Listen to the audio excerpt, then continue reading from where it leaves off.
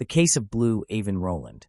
On a day in the middle of December 2022, Blue's grandmother, Karen Rowland, went to Blue's residence in the 200 block of Front Street in Morrow, a small town in western Arkansas, to collect her 2 grandchildren. It was Blue's 6th birthday. Rowland brought her daughter outside, stating that Blue was not at home. The girl had serious scabs on the top of her head, which Rowland told her parents were caused by an allergic reaction.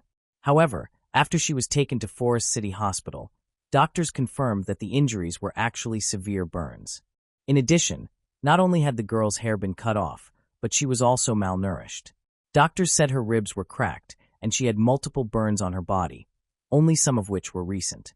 When Karen met the girl, she was unable to walk and her clothing was soaked in urine. Her first requests were for water and food, Karen recalled.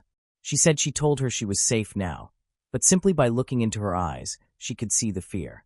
A few days later, Rowland told her father that Blue was dead and that his body was inside the house. Karen immediately contacted the police. When officers examined the home, they discovered newly installed floorboards with disturbed soil beneath them. They removed the floorboards and dug down, uncovering children's slippers and a blanket that emitted a strong odor. The Arkansas State Police were immediately called in to take over the investigation. A search warrant was carried out at the residence. The floorboards were pulled up, and investigators found a small human body wrapped in multiple layers of plastic bags and blankets. The body was taken to the Arkansas State Crime Laboratory and later confirmed to be Blue. A detailed investigation followed, revealing shocking details about the circumstances surrounding Blue's death. In an interview with investigators, Rowland stated that Blue died on September 9, 2022, as a result of a brutal act of punishment carried out by her boyfriend, Nathan Bridges. According to Rowland's account, Blue angered Bridges by biting his finger when Bridges put it into the boy's mouth. Bridges took Blue into the bathroom and, as punishment, repeatedly forced the boy's head into a filled toilet until he drowned. Bridges then cut a hole in the wooden floor, dug into the ground, and buried Blue beneath the house. Rowland claimed that she remained in the living room while Blue was in the bathroom with Bridges. When he exited the bathroom, she went in and found Blue struggling to breathe, his body limp. After Blue died, Bridges buried the boy's body beneath the floorboards to hide the crime. Rowland told investigators that Bridges was not only responsible for her son's death, but also for causing serious injuries to her older daughter. Rowland said Bridges punished her daughter by submerging her head and upper body in scalding hot water in the bathtub, believing the child had behavioral issues. The investigation later confirmed that the severe burns on her daughter's body were caused by Bridges' violent actions. Both children lived in a violent household environment without basic care or protection. The case underscored the failure to shield children from the danger of abuse and violence within their own homes. Rowland admitted that she knew what had happened to her children, but did not take any steps to stop it.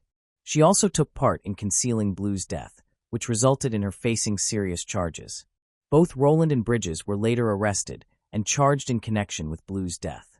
Police reported that they arrested Bridges, 34, and Rowland, 30, and transported both individuals to the Lee County Detention Center. Rowland is facing numerous charges, including premeditated murder, allowing child abuse, abuse of a corpse, tampering with physical evidence, endangering the welfare of a minor, and torture. While Rowland was being held at the St. Francis County Jail, she sustained a black eye and other bruising on her face. On Monday, July 15, 2024, Rowland's parents attended her court hearing, where prosecutors requested that they read victim impact statements on behalf of their deceased nephew. Bridges pleaded guilty to first-degree murder and first-degree assault in connection with Blue's death. He also pleaded guilty to an additional count of first-degree assault related to an incident involving the victim's sister.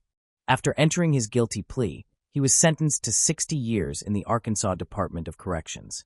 As for Rowland, Blue's mother, she also pleaded guilty on August 8 to 2 counts of permitting the abuse of a minor, according to a statement released by the Arkansas State Police. Although she did not directly take part in Blue's death, Rowland was convicted of allowing Blue and his sister to endure abuse without stepping in. She failed to protect the children from Bridges, despite knowing about his violent behavior. After pleading guilty, Rowland received a 40-year sentence in the Arkansas Department of Corrections. A family friend, Anita Whidbey, established a GoFundMe campaign to support the recovery and future of the surviving teenager. Karen said she would use part of the donated funds to pay for renovations to her home in Widener, about 35 miles northeast of Morrow, where the teen will live with her father. The money will also assist in covering the recovery expenses for Blue's sister. The case of Blue Avon Rowland is a devastating tragedy involving child abuse, domestic violence, and the failure to shield children from dangers within their own homes. Blue, a 5-year-old boy, endured severe abuse at the hands of his mother's boyfriend. His death, which had been hidden for a long time, was only uncovered when his grandmother noticed signs of abuse on his sister's body and chose to report it to the police. The investigation into the girl's serious injuries exposed a picture of a violent household environment and a lack of protection for both Blue and his sister. With Ashley Rowland and Nathan Bridges now in custody, Blue's sister is safe and has the chance to begin a new life. This case stands as a reminder of the importance of safeguarding children and identifying signs of abuse early, so that no child is forced to endure the suffering that Blue experienced. The case of Eurydice Dixon. Eurydice Dixon was born on November 10, 1995, in Melbourne, Australia. Her family included her parents and a younger sister. When Eurydice was 7 years old, her mother passed away due to substance abuse, leaving her father to raise his 2 young daughters alone. Eurydice's father worked tirelessly to support the sisters, and they lived in a small apartment. Eurydice was a quiet and courteous individual. She had a strong passion for the arts, particularly drama. She followed this passion at Deakin University, where she studied drama and actively took part in the theater troupe. Eurydice was a multi-talented individual, not only a comedian but also a writer who created her own performances. In 2018, when Eurydice was just 22 years old, she took the stage at the Melbourne International Comedy Festival. Her stand-up routine, At Home, I Feel Like a Tourist, was a massive success, greatly pleasing the audience. Eurydice was described by her friends as quiet and introverted, yet exceptionally intelligent for her age. Both her friends and audience members agreed that she possessed a natural gift for comedy. To refine her abilities, Eurydice performed for free at local bars, using these chances to gain experience and build a following. On Tuesday, June 12, 2018, Eurydice performed at a local bar located just 3 miles from her home. That night, as she typically did, she humorously discussed gender equality and her concerns through her act. After the performance, Eurydice met her boyfriend, Tony Magnuson, who had been seated in the audience. They spent time together at the bar, shared a can of soda, and stopped at a nearby supermarket to purchase groceries. At around 10:40 p.m., Tony boarded a tram to return home. Eurydice began walking home alone, blowing Tony a kiss and waving goodbye. Eurydice's walk home was approximately 3 miles long, taking her through streets, a park, and 3 soccer fields. It generally took her about an hour to reach home. Eurydice had walked this route at night many times before and felt safe because the streets were well lit. However, as Eurydice entered Princess Park, darkness surrounded her. To shorten the distance, she removed her shoes and socks and walked barefoot across the grass. She crossed the park and the soccer field, which were only a short distance from her house. At 12:02 a.m., Eurydice sent a message to her boyfriend Tony on Facebook saying, "I'm almost home. Where are you?"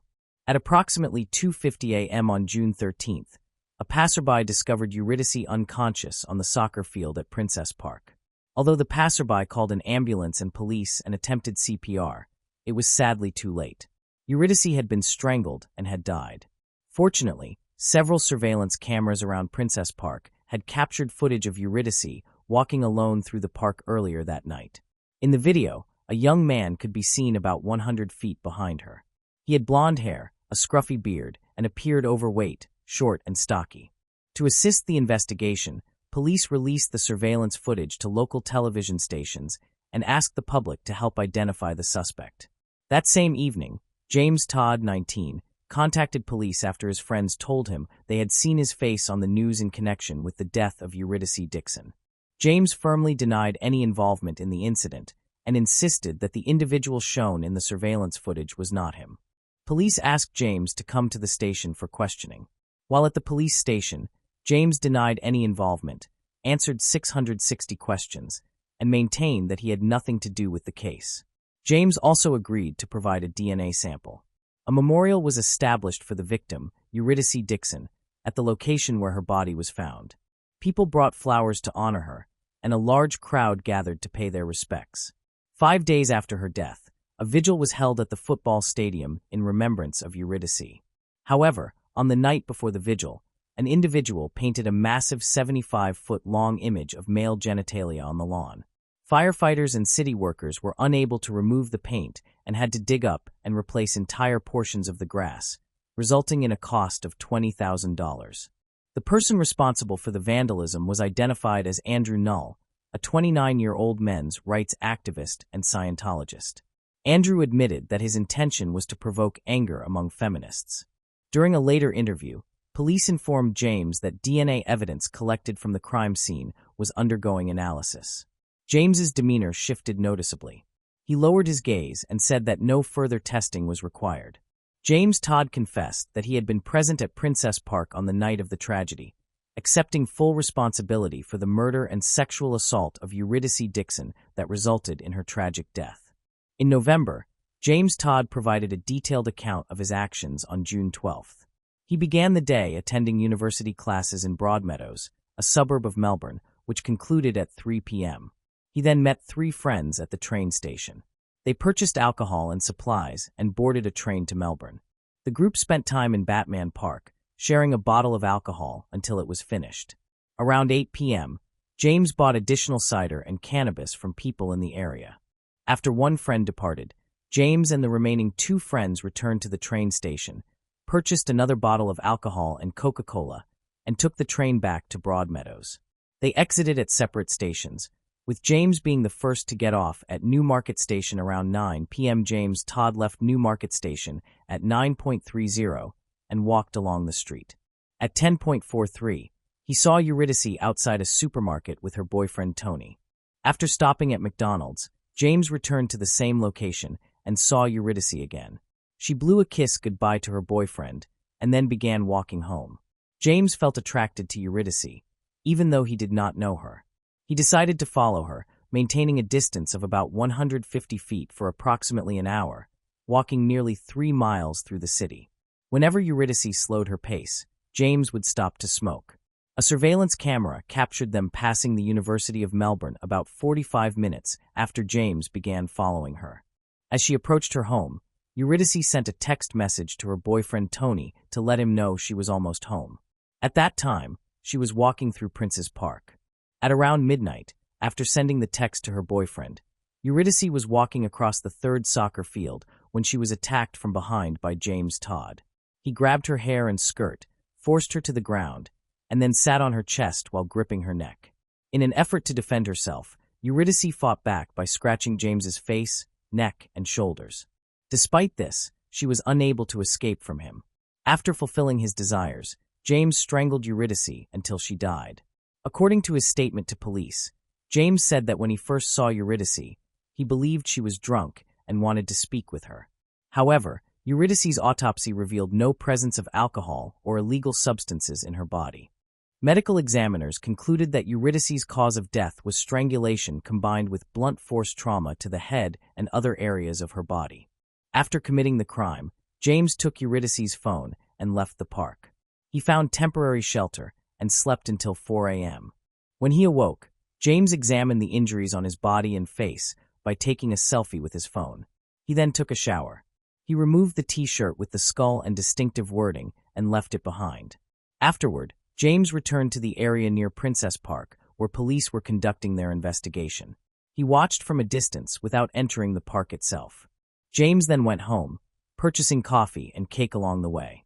At 7 a.m., he arrived home and began searching online for information about Princess Park. Later, a friend of James stated that James appeared on television in a news report about the young woman's murder.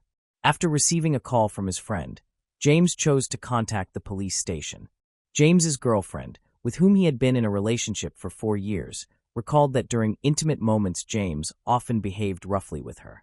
However, when she examined James's internet search history more closely, she found that he had been searching for violent and extreme material.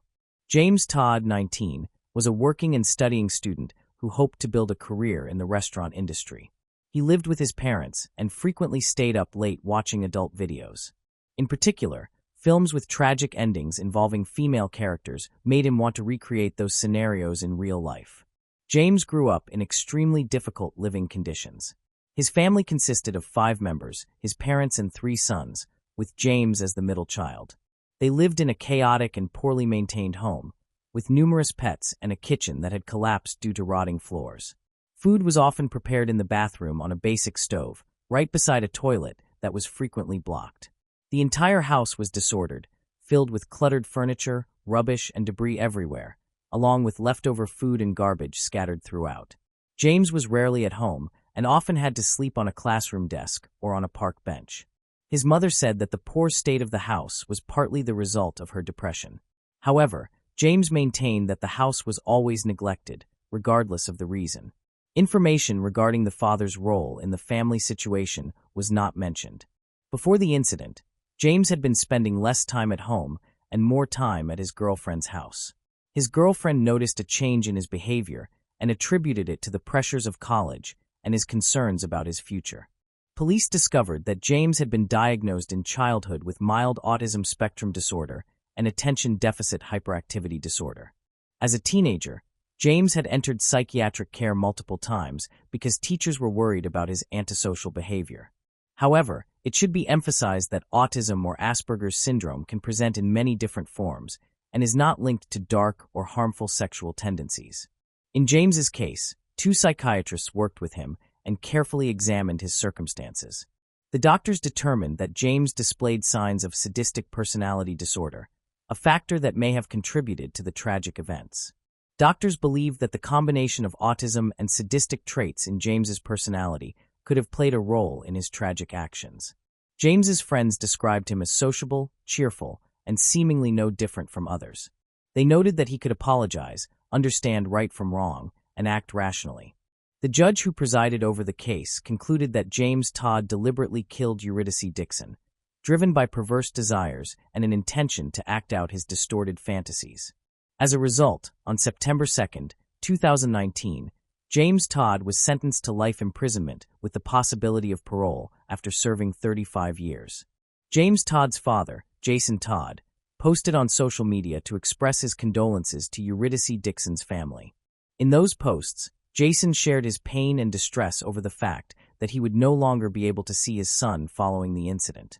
Jason also revealed that he had received a great deal of abuse and criticism online. However, he later deleted all of these posts.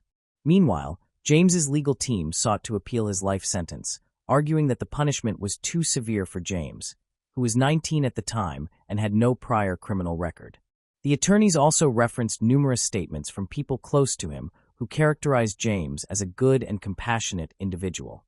They further emphasized that James had fully acknowledged his guilt and shown remorse. They also noted that James was autistic and had lived in impoverished conditions prior to the crime. However, the appeal was ultimately denied. Police involved in the investigation stated that James is now living in conditions far better than those of his former home. James continues to feel remorse for his actions. James's time in prison has been more difficult than that of other inmates. Psychiatrists have stated that James would present a serious danger to women if he were released. After the death of Eurydice Dixon, the bar where she last performed comedy chose to cancel its Tuesday comedy nights in her honor. To carry on Eurydice's legacy, the Melbourne government introduced grants to support up-and-coming female comedians. Andrew, who vandalized the Eurydice Dixon Memorial, was convicted and sentenced to 5 months in prison. Following Eurydice Dixon's tragic death, police have advised women to be more cautious at night, to avoid walking alone, and to always carry their phones. Moving on to the next case. The case of Georgina Simons. Georgina, an energetic and determined escort, inhabited a world filled with affluence and grandeur. Yet, beneath the surface of sophistication and luxury lay a maze of deceit and manipulation, ultimately leading to her untimely death. She was consistently preoccupied with her appearance, and this fixation intensified over time. Seeking more space for their family, Georgina, Pete, and Emily found a small terraced house and moved in, enjoying a steady income and financial stability. Money was never a concern for them. Pete found success working in the electric vehicle industry, while Georgina, feeling unfulfilled by her 9-to-5 job in the loan sector, explored alternative career paths. She confided in her friends, expressing her belief that the traditional 9-to-5 workday did not suit her. Eventually, Georgina began supplementing her income by working as a burlesque dancer in a bar and later as an escort. Both roles appealed to her because of the attention they provided. However, it was during her time at the escort agency that her life took a significant turn. In May 2012, at the age of 20, Georgina met Peter Morgan, then 49, a wealthy real estate developer who lived near her residence. Peter led a life of luxury, happily married to Helen and a devoted father to their 2 children. His wealth stemmed from a multi-million-pound property portfolio, which notably included a stately windmill on a sprawling 300-acre estate that he shared with his parents and brother. Peter's childhood involved early exposure to farming equipment and machinery. By the age of 10, he had become skilled at operating tractors and motorcycles.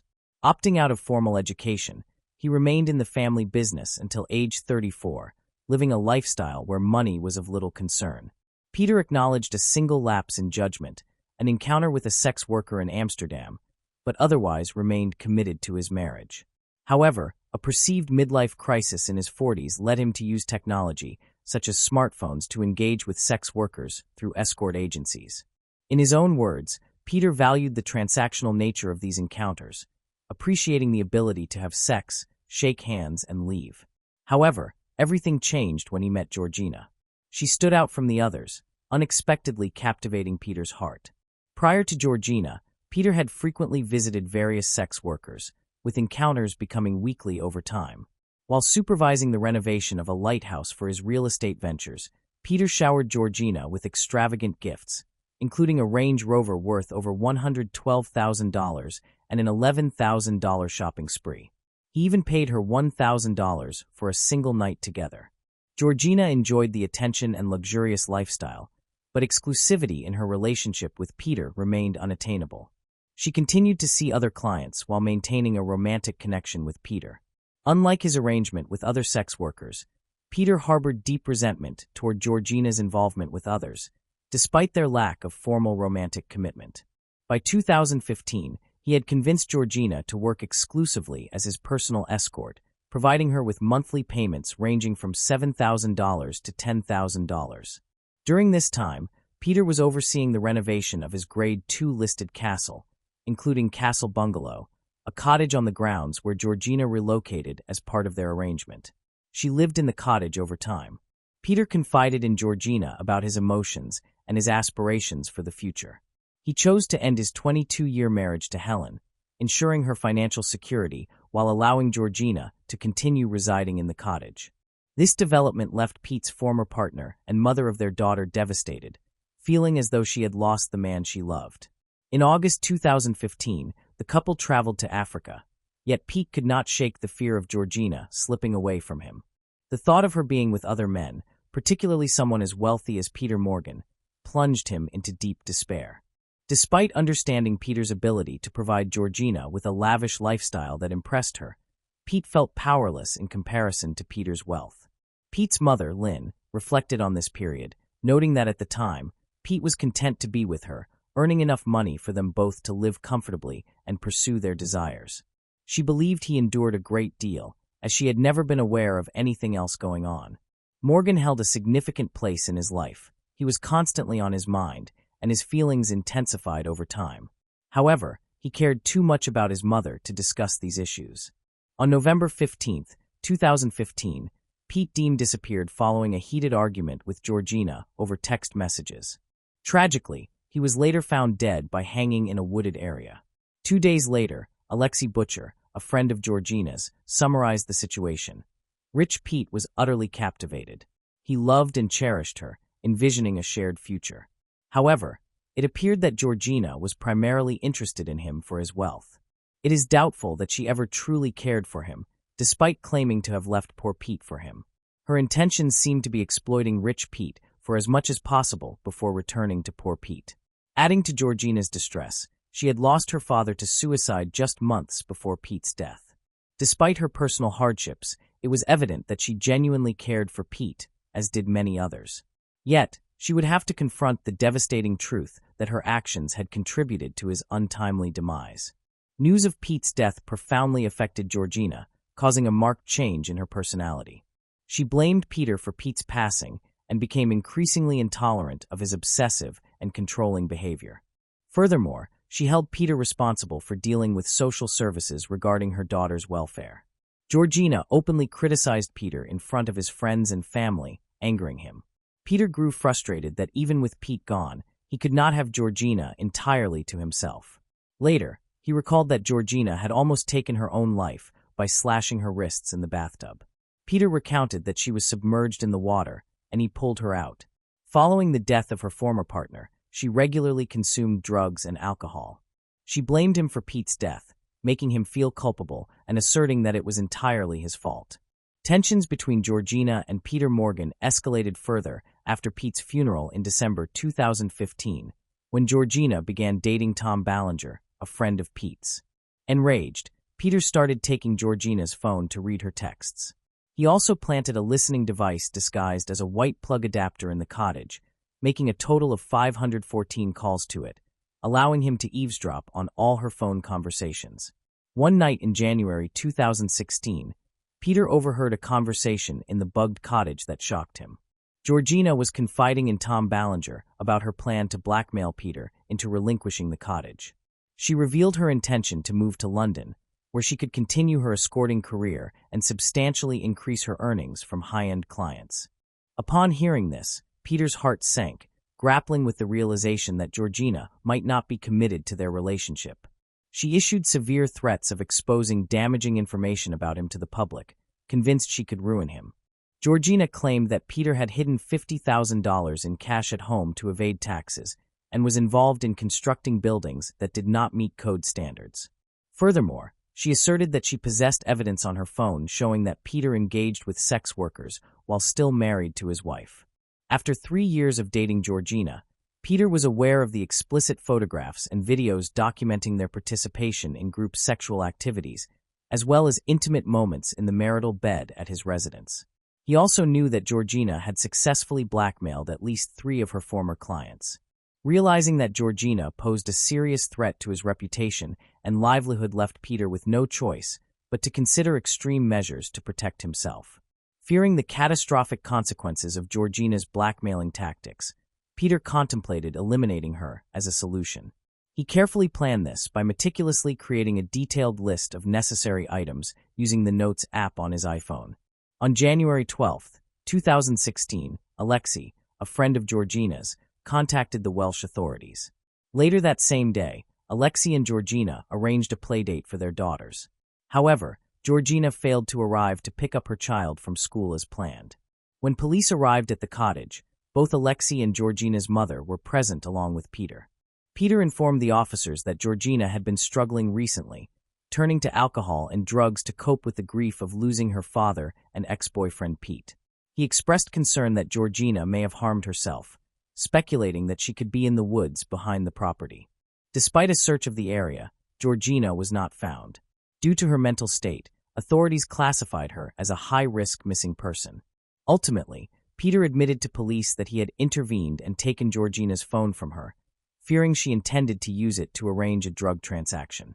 Furthermore, information gathered from Georgina's family and friends revealed that Peter was deeply infatuated with her, whereas she viewed their relationship solely as a business arrangement.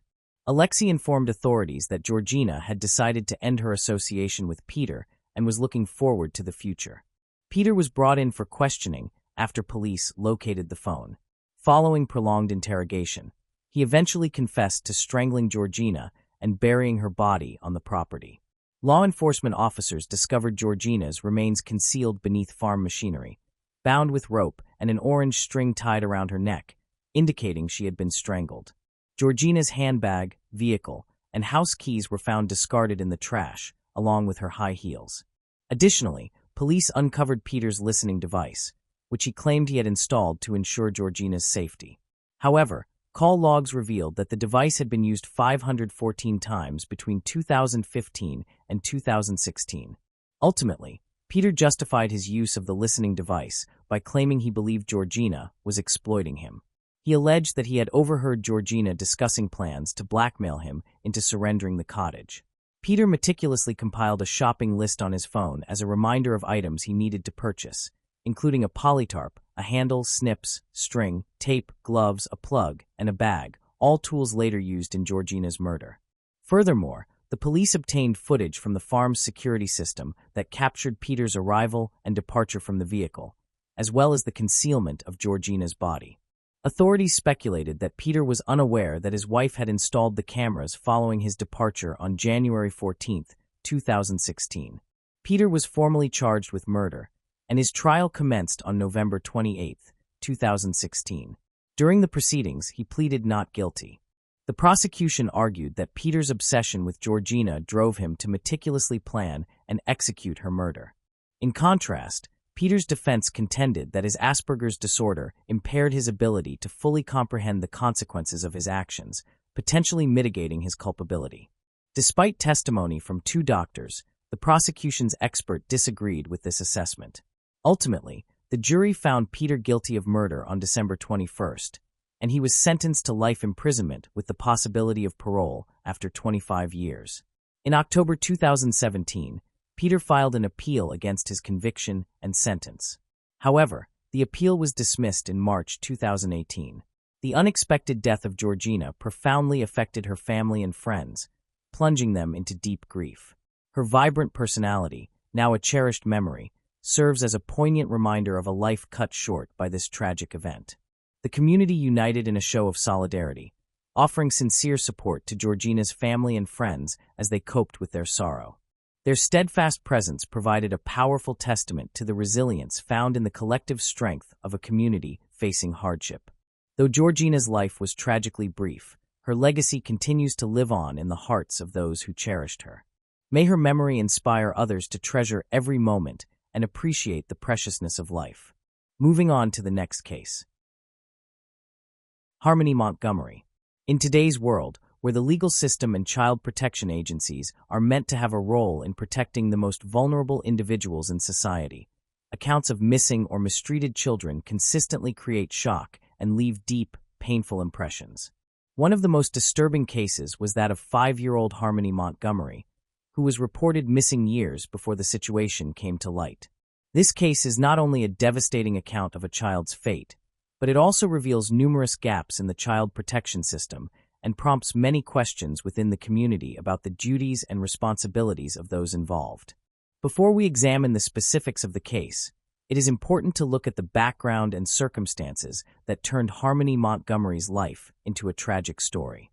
Harmony was born on June 7, 2014, in Massachusetts, USA. From the outset, her life was far from simple.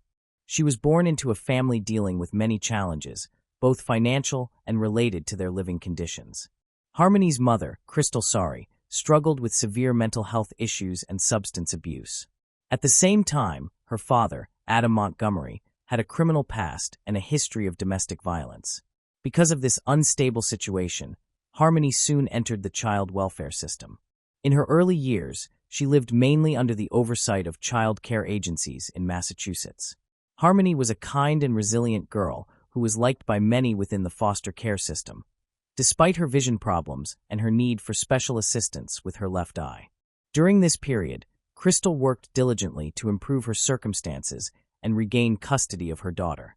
However, she was unable to fulfill the requirements established by the court and child protection agencies, which further reduced her chances of regaining custody of Harmony. In 2018, after Montgomery completed his prison sentence, he began seeking custody of Harmony. Despite his criminal background and numerous concerning indicators, he persuaded the court that he was a suitable father.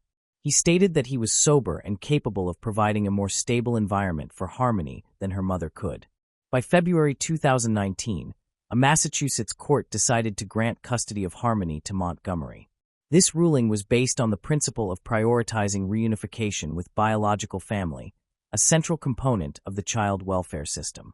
At that point, Harmony moved in with Montgomery, his wife Kayla Montgomery, and Kayla's stepchildren in Manchester, New Hampshire. Soon after Harmony began living with her father, troubling signs emerged.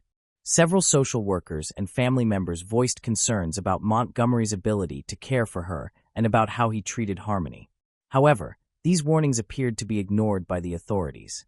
The decision to award Montgomery custody of Harmony not only placed her in a dangerous situation, but also ultimately led to tragedy.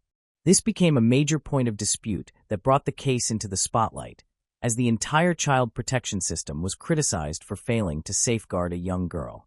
More than 2 years later, in November 2021, Harmony was reported missing to authorities by Crystal. She told police that she had not seen her daughter since a FaceTime call on Easter 2019. Crystal explained that she had attempted to contact Montgomery multiple times but had received no reply.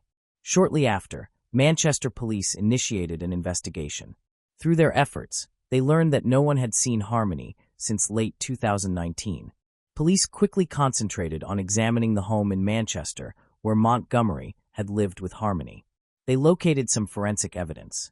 While cooperating with investigators, Montgomery gave inconsistent statements, claiming that Harmony had been picked up by her biological mother, a claim that Crystal firmly denied. In December 2021, the Manchester Police Department conducted a press conference regarding the case. Police also questioned Montgomery's brother, Michael Montgomery. Michael testified that he had seen Montgomery abusing and beating Harmony on numerous occasions. His second wife, Kayla, was questioned as well. During this process, she gave vital information to authorities. She stated that Montgomery had confessed to her that Harmony was no longer alive and that she had witnessed his violent behavior toward Harmony, such as striking the child until her eye turned black. She said that she knew nothing about Harmony's disappearance and could not verify what happened to her after the family was evicted by their landlord. During the February 2024 trial, Montgomery did not appear in court for the opening statements, and he admitted during a video call with the presiding judge that he was guilty of abuse of a corpse and tampering with evidence.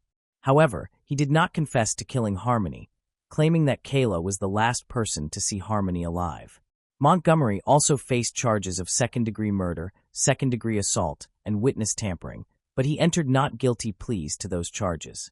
After the trial, Kayla chose to cooperate with police and provided crucial details that she had previously withheld. She testified that after the family was evicted from their home the day before Thanksgiving that year, on December 7, 2019, her husband punched Harmony in the head multiple times because she had wet the bed in the Chrysler Sebring where the family was living. According to Kayla, he punched Harmony at several traffic lights as they drove from a methadone clinic to a fast food restaurant.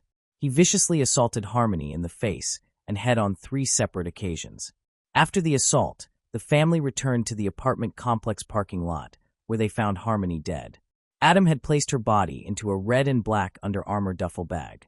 Kayla also stated that after Harmony's death, Montgomery moved her body around for months, sometimes leaving it outside in the snow to slow decomposition, placing her in a refrigerator, and storing her on a vent in a shelter he shared with his wife and 2 sons. After neighbors complained about an odor, he secretly moved her body into a freezer at his workplace. Montgomery even used lime in an attempt to dissolve parts of Harmony's frozen body. Kayla also described how she helped cut Harmony's clothing to make it fit into a tote bag marked with the logo of a Catholic hospital. Eventually, Montgomery disposed of the body near a rented moving truck in March 2020. After this inconsistent testimony, Kayla was sentenced to 18 months in prison. During the formal trial on May 9, 2024, along with Kayla's disturbing testimony, other witnesses appeared. Among them was Maines, Montgomery's best friend, who testified that Montgomery told him he struck Harmony after seeing the girl place her hands over her younger brother's lips and nose. Based on further evidence from the investigation, including forensic findings and statements from witnesses, the trial ended with Adam Montgomery being found guilty by a jury of second-degree murder and tampering with physical evidence. He received a 45-year prison sentence to be served consecutively with the term he had already completed for unrelated weapons offenses. This effectively guarantees that he will spend the remainder of his life in prison. Montgomery's case stands as one of the most devastating and tragic examples of its kind, illustrating the extreme brutality a father can inflict upon his own child.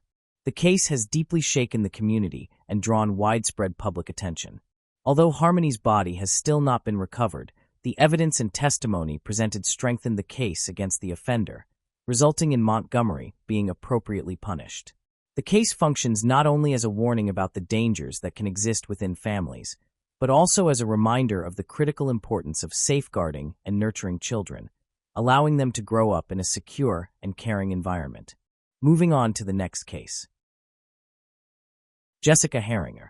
In 2013, Jessica Herringer, a 25-year-old woman, vanished from her workplace under troubling circumstances.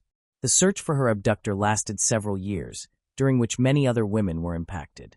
When authorities eventually caught the offender by coincidence, they uncovered profoundly disturbing information about him. Jessica Herringer was born on July 16, 1987, and lived in Norton Shores, Michigan. She was raised in a modest household with a sister. At the age of 22, Jessica became the mother of a son named Zinn, fathered by her long-term partner, Dakota Quayle Dyer. They were still together in 2013 and were living in a rented home. At 25, Jessica was employed at an Exxon gas station in Norton Shores, situated near Lake Michigan. She was known for her kind and approachable personality as a manager and was often complimented by customers. To provide for her beloved 3-year-old son, she regularly worked additional hours. Jessica's diary reflected her desire to learn and move forward in life. She hoped to attend college to study accounting, but financial limitations prevented her from doing so. Dakota was unable to adequately support the family, which caused frequent arguments and instability in their relationship. Although the couple was engaged, their wedding was postponed multiple times due to various reasons. On the evening of April 26, 2013, Jessica Herringer was performing her usual responsibilities at the Exxon gas station. Her day started with a trip to a nearby store at about 3 p.m., followed by a drive to her job. She arrived at the station around 4:35 p.m., parked her vehicle, and began her night shift, which was scheduled to conclude at 11:30 p.m. Jessica was the only employee working that night. At 11:14 p.m., a customer called emergency services to report what he encountered at the Exxon station. He had gone inside to pay cash for fuel, but found the store empty.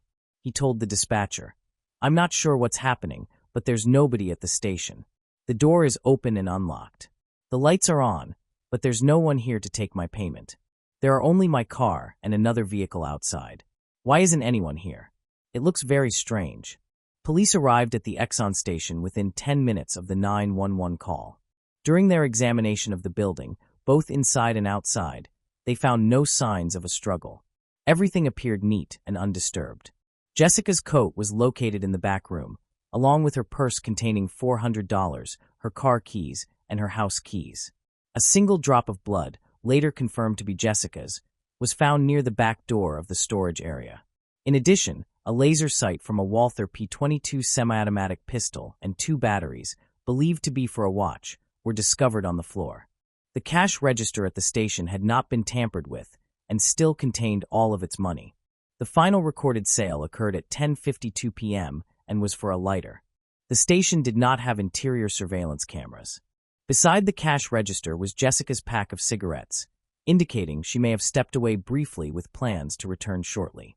Her car, which was locked, was parked outside, yet Jessica herself was nowhere to be found. She had vanished without explanation. After realizing the station was unattended, police contacted the owner of the gas station and informed them of the situation. The owner then reached out to another manager who lived nearby and asked her to close and secure the location. Police also informed Jessica's family about her disappearance. Her parents searched for information about where she might be and contacted her friends. One friend remembered being at the gas station between 8 and 9 p.m. that evening and said that everything seemed normal at that time. Soon after, another employee arrived to lock up the station. This coworker later stated that around 11 p.m., she and her boyfriend had passed by the station on a motorcycle. They noticed a silver Chrysler Town and Country minivan parked close to the rear service door, with its back door standing open. Believing Jessica could be connected to theft at the station, they decided to wait and watch for additional developments. The manager noticed a young man with messy, wavy hair standing near the minivan and wearing an orange sweatshirt. She observed him repeatedly opening and shutting the vehicle's rear door before he eventually drove away. Police who reviewed surveillance footage from nearby buildings found a video showing a silver Chrysler driving past the Exxon gas station at 11:02 p.m. A nearby store employee also spoke with police, stating that he had seen the man in the minivan talking with Jessica Christian. The employee initially assumed the stranger was simply flirting with Jessica because of her attractiveness. He recalled Jessica standing outside as the man asked why she was not inside. Both Christian and Jessica's co-worker, who had noticed the man by the minivan, helped create a composite sketch of the unknown individual. He was described as a light-skinned young man with dark wavy hair, a stocky physique, and a height of about 1.82 meters. The sketch was made public 3 days after Jessica's disappearance. Although police received many calls in response, no meaningful leads came from the information given. The widespread presence of the silver Chrysler minivan across the United States created a major challenge for investigators. In Michigan alone, roughly 15,000 vehicles of this type were registered. Determining the exact driver of the minivan connected to Jessica Hinger's disappearance became an overwhelming task due to the sheer number of identical vehicles. At first, Jessica's boyfriend, Dakota Quayle D., was considered a suspect in her disappearance. He admitted they argued often, but denied ever causing her physical harm. Dakota fully cooperated with investigators, telling police he was at home with their 3-year-old son on the night Jessica disappeared. Lacking access to a vehicle, he could not have gone to her workplace, and his phone records, once checked by detectives, verified that he was home that night. As a result, he was removed from the list of suspects. The investigation also showed that Jessica had many admirers because of her friendly and outgoing nature, which at times caused confusion. One of those admirers was Jess Ammerman, a 37-year-old married plumber. He went to see Jessica at the gas station around 9:30 p.m. on the day she vanished and admitted his love for her, saying he was willing to divorce his wife. Jessica, however, rejected his advances. He then left the station and called his wife. They talked for approximately 50 minutes before he went back home. After his questioning, a polygraph examination, and an interview with his wife, Jess Ammerman was also ruled out as a suspect. Rob Follett, the brother of the Exxon gas station's manager, later surfaced as another person connected to the case, though specific contextual details about Rob's involvement were not explained. Named as the next suspect, he stated that he visited the gas station around 9 p.m. on the day Jessica disappeared. When he greeted her, he noticed that she appeared unhappy. After asking about her demeanor, Jessica shared that she was dealing with family problems. Rob offered that she could stay with him, but she refused. After spending a brief time at the station and buying something, Rob left to go night fishing at the lake. Detectives reviewed Rob's phone records from that evening, which supported his statement about leaving the gas station to fish. As a result, Rob Follett was removed from the suspect list. Search and rescue efforts for Jessica Hinger were initiated using helicopters, highly trained dogs, and thorough searches of homes, businesses, wooded areas, and Lake Michigan. Despite these extensive efforts, no leads were uncovered, resulting in a stalemate in the case. Almost a year later, in February 2014, a comparable incident took place in Michigan. A petite blonde woman wearing glasses was attacked by a man while heading home late at night. She was abducted, taken to his apartment, and assaulted. In spite of threats against her life, she was released after several hours. The offender was identified as 42-year-old Brad Allen Mason. Mason was quickly located, but resisted arrest by pointing a fake firearm at police officers, which led to him being fatally shot. Mason had a criminal background, including a kidnapping conviction in 2004 and an arrest for indecent exposure in 2011. In 2014, he lived in a dormitory across from the Exxon gas station where Jessica worked. However, investigators found no evidence connecting Mason to Jessica's disappearance. 2 years after Jessica Hinger vanished, in 2016, another late-night incident involving a young woman occurred. While returning from a party at a friend's house, she became confused on a dark street. A man driving a silver minivan approached her, asking if she was all right and offering her a ride. She declined but asked to use his phone instead. The man agreed, but only if she got into the minivan. Once inside, he locked the door and revealed his phone battery was dead, then displayed a gun and ordered her to remain quiet. These incidents illustrate the persistent difficulties faced by law enforcement in resolving abduction cases, despite thorough investigative work and cooperation from the community. He then started driving, feeling ill and nauseous. The woman asked him to lower the window.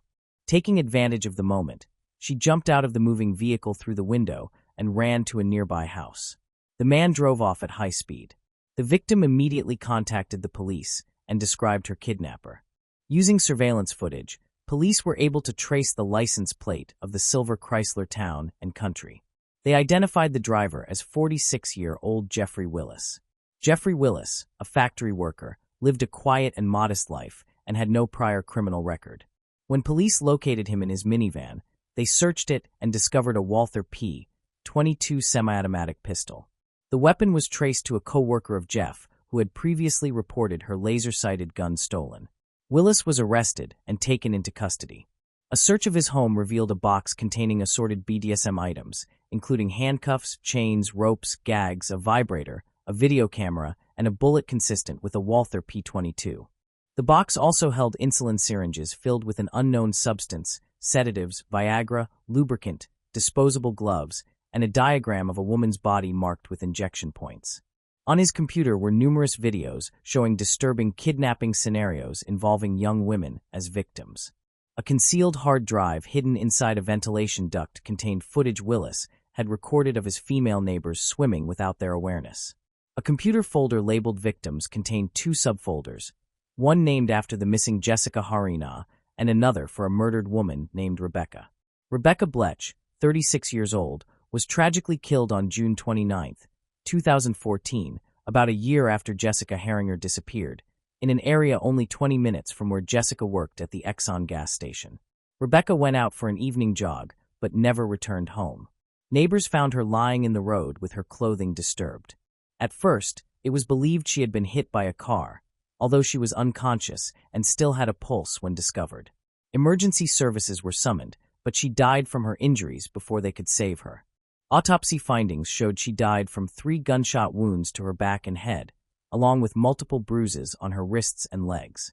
At the time of her death, the perpetrator had not been identified and remained at large. However, 2 years following Jeffrey Willis's arrest, fresh evidence connected Rebecca's killing to a handgun discovered in Willis's minivan. Willis rejected any responsibility, yet prosecutors proposed that he attempted to abduct Rebecca and take her to his residence. When Rebecca fought back, Willis allegedly shot her and escaped. Subsequent forensic testing identified Rebecca's DNA on a glove recovered from Willis's home. Jeffrey Willis was found guilty of Rebecca Blech's murder and was sentenced to life in prison. While serving that sentence, he also faced further charges connected to the abduction of Jessica Harringer. Although he consistently denied involvement in Jessica's disappearance, phone records demonstrated that on the night she vanished, he was present at the Exxon gas station where she was last observed. Afterward, he traveled to his late grandfather's house, located approximately 13 minutes from the station. When police arrived at his grandfather's property, they encountered a front door that was heavily fortified. Forced entry uncovered a collection of cleaning supplies, powders, and bleach stored in the basement. The production dates on these materials corresponded to early 2013, aligning with the period of Jessica's disappearance. Coworkers recalled that Jeffrey Willis was conspicuously absent on April 27, 2013, the day after Jessica went missing. When he returned to work several days later, he displayed noticeable deep scratches on his face and hands, which heightened suspicions among those familiar with him. A woman who visited the gas station on April 25th, the day before Jessica disappeared, later contacted authorities. She arrived late at night and told Jessica she was uneasy about being there alone at that hour. Jessica nodded in response, appearing nervous and visibly frightened. At that point, an unidentified man inside the station reassured the woman by saying, "Don't worry, she has customers who watch out for her." He then exited the building. Still concerned for Jessica's safety, the visitor waited in her car outside until Jessica completed her shift and left. Tragically, Jessica vanished the next day in 2016. The gas station witness later positively identified Jeffrey Willis, recalling having seen him there. Investigators determined that Willis had regularly visited the Exxon gas station and interacted with Jessica Harringer on at least 15 occasions. At the same time, 48-year-old Kevin Bloom, Willis's cousin and a correctional officer, was taken into custody. Kevin's contradictory statements during questioning ultimately resulted in a confession. He revealed details about Rebecca Blech's death that had not been publicly released. Kevin also admitted to helping Jeffrey conceal Jessica's body. He explained that on April 27th, the day after Jessica's abduction, Jeffrey invited him to his house for a party. When Kevin arrived at his late grandfather's home, he saw Jessica for the first time lying on the floor, restrained and without signs of life. The cousins wrapped her body in a sheet, transported it by car to a wooded area where Jeffrey had already dug a grave, and buried her there. They then returned to the house. When Kevin Bloom later guided police into the forest to locate Jessica Herringer's burial site, he spent a significant amount of time roaming through the area. Despite these efforts, he was unable to identify the exact spot where they had buried the body. Jeffrey Willis's trial proceeded even though Jessica Herringer's body was never recovered, either alive or deceased. Prosecutors presented extensive evidence to charge Willis with her kidnapping and murder, arguing that he had been stalking Jessica for a prolonged period of time. On the night of April 26, 2013, he allegedly parked his vehicle close to the service entrance of the gas station. Entering the building, he is said to have struck Jessica on the head with his firearm. During the attack, it was reported that the gun's laser sight cover came loose and Jessica's blood spilled onto the floor. Willis then allegedly dragged Jessica out through the service exit and placed her in the back seat of his vehicle. He transported her to his late grandfather's house, where he carried out his most horrific acts. Forensic computer examination revealed that Jeffrey Willis had saved photographs and news articles related to the search for Jessica on his computer. As the investigation progressed, it was discovered that Willis used a password shown on the screen that consisted of Jessica's initials and the date April 27, 2013, believed to be the day she died. Willis continually denied his guilt, asserting that he was at home on the night of her kidnapping. His attorneys argued that there was no direct evidence connecting him to the crime, and no DNA belonging to Jessica was found in Willis's house or vehicle. The defense suggested that her disappearance could be connected to illegal drug trafficking, as Dakota had stated that Jessica had developed a serious substance abuse problem. Despite these claims, Jeffrey Willis was convicted of the murder of Jessica Herringer and was sentenced to life in prison without the possibility of parole. Throughout the trial, he showed no remorse or empathy. His cousin, Kevin Bloom, was convicted of assisting in the disposal of Jessica's body. Kevin received a sentence of 2 years in prison along with 5 years of probation. His suspension from his position within the prison system was another setback for Jeffrey Willis. Years after his conviction, the story surrounding him took an unexpected turn.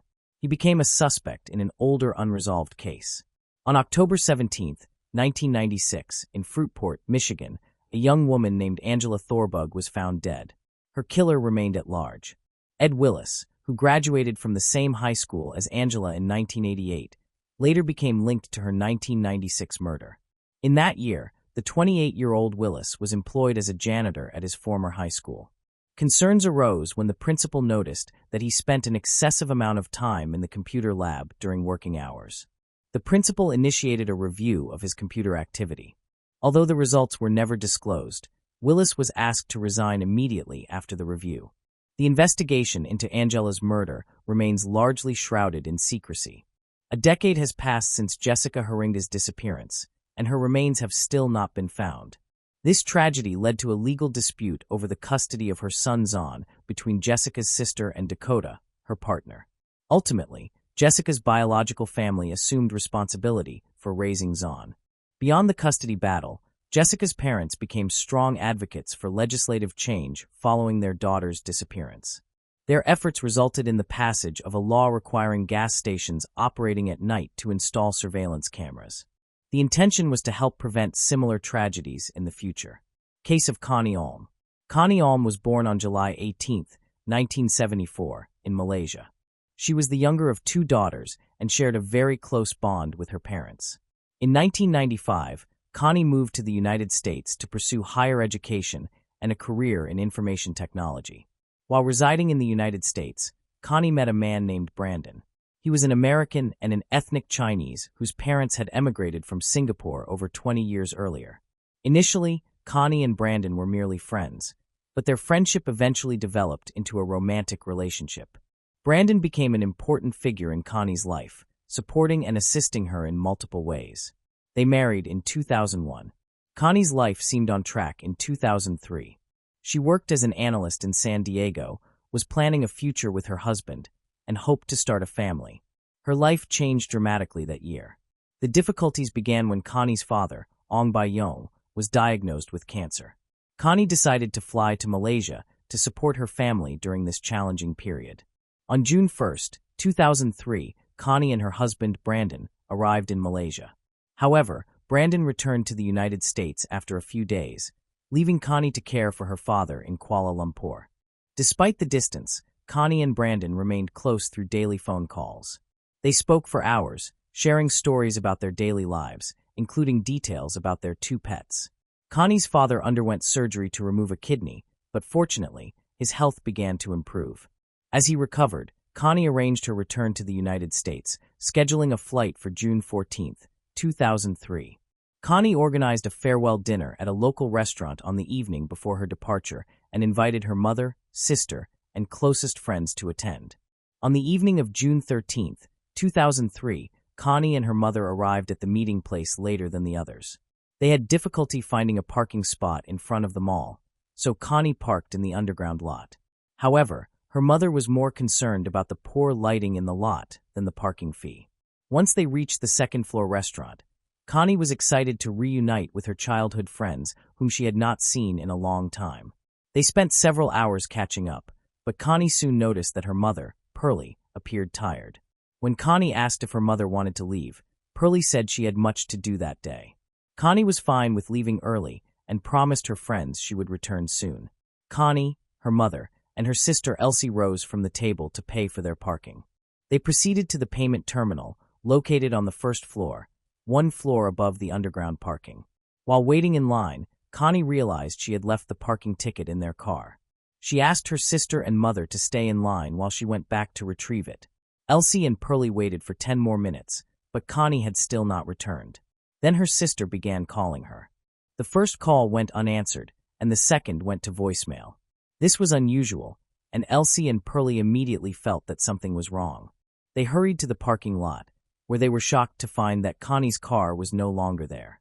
They searched the parking lot multiple times to be certain, and after confirming the car was indeed gone, they realized Connie must have disappeared along with it. Pearlie was convinced that something had happened to her daughter, as Connie would never leave without saying anything. Although the parking lot was poorly illuminated, it was equipped with surveillance cameras that could provide clues about what had occurred. The mall security initially refused to show Connie's relatives the footage, but relented after her mother pleaded for their assistance. At midnight, Pearlie and Elsie sat in front of a monitor and watched the shocking footage, which confirmed their worst fears. The recording showed Connie's car speeding out of the underground parking lot, crashing through the barrier. Although the footage quality was poor, it was clear that a man was driving, with Connie in the passenger seat. Her body was positioned as if she was attempting to distance herself from the driver, leaning against the door. Upon viewing the footage, Pearlie immediately filed a report for disappearance and kidnapping at a police station. The police launched an investigation while Connie's family and friends drove around Kuala Lumpur desperately searching for her purple proton tiara. Meanwhile, Brandon, Connie's husband, began to feel a growing sense of unease. He tried calling his wife multiple times, but she did not answer. He then contacted her mother, who informed him of the events that had taken place. The news of Connie's disappearance left Brandon in shock. Pearlie could hear him sobbing over the phone. As dawn broke, Connie's friends and family reluctantly returned home, their search efforts having produced no results. The police disseminated information about the disappearance and conducted their own search, but unfortunately, it did not result in any breakthroughs. Even the footage from the mall's parking lot, where Connie had been abducted, failed to provide leads to identify the driver. More than 72 hours had passed since Connie's loved ones last saw her. Authorities believed that if she had been kidnapped, it was not for ransom. If money had been the motive, the kidnapper would have demanded it by then. A disturbing discovery was made when police found Connie's car abandoned on a city street. The front right tire was severely damaged, showing it had been driven on while flat for some time, causing it to shred. In the back seat of the car, a large red stain was found on the passenger side. Forensic experts collected evidence, including scrapings from the back seat, fingerprints from the steering wheel, and other parts of the vehicle. Many clues were found in the car. Connie's family and friends held on to hope, praying for her safe return.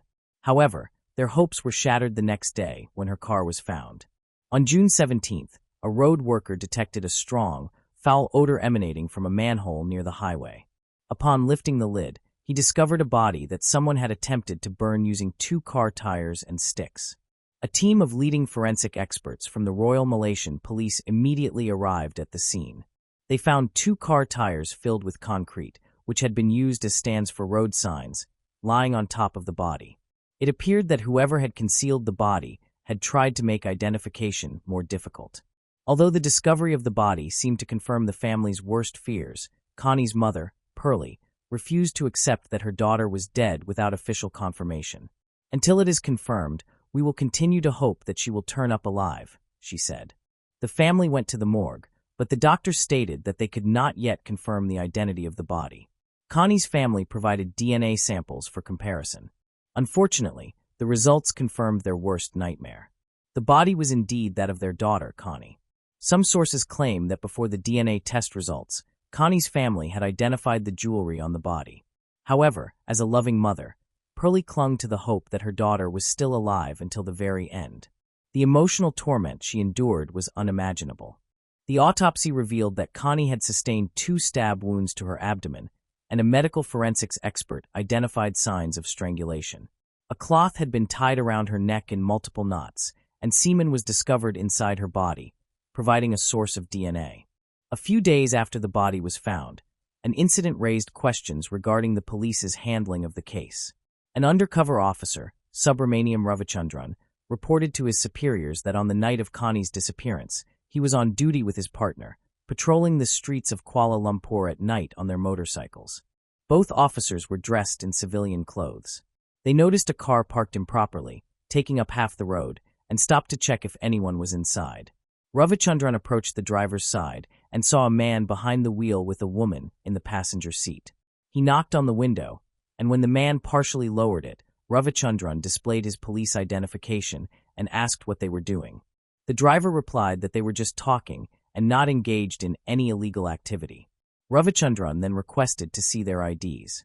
As the driver handed over the documents, the woman in the passenger seat made unusual hand gestures, seemingly signaling for help, but ceased whenever her presumed boyfriend looked at her. Noticing this, Ravichandran asked the driver to step out of the vehicle. The driver responded aggressively, claiming Ravichandran was not a police officer but a thief. He then raised the window and reached for the ignition.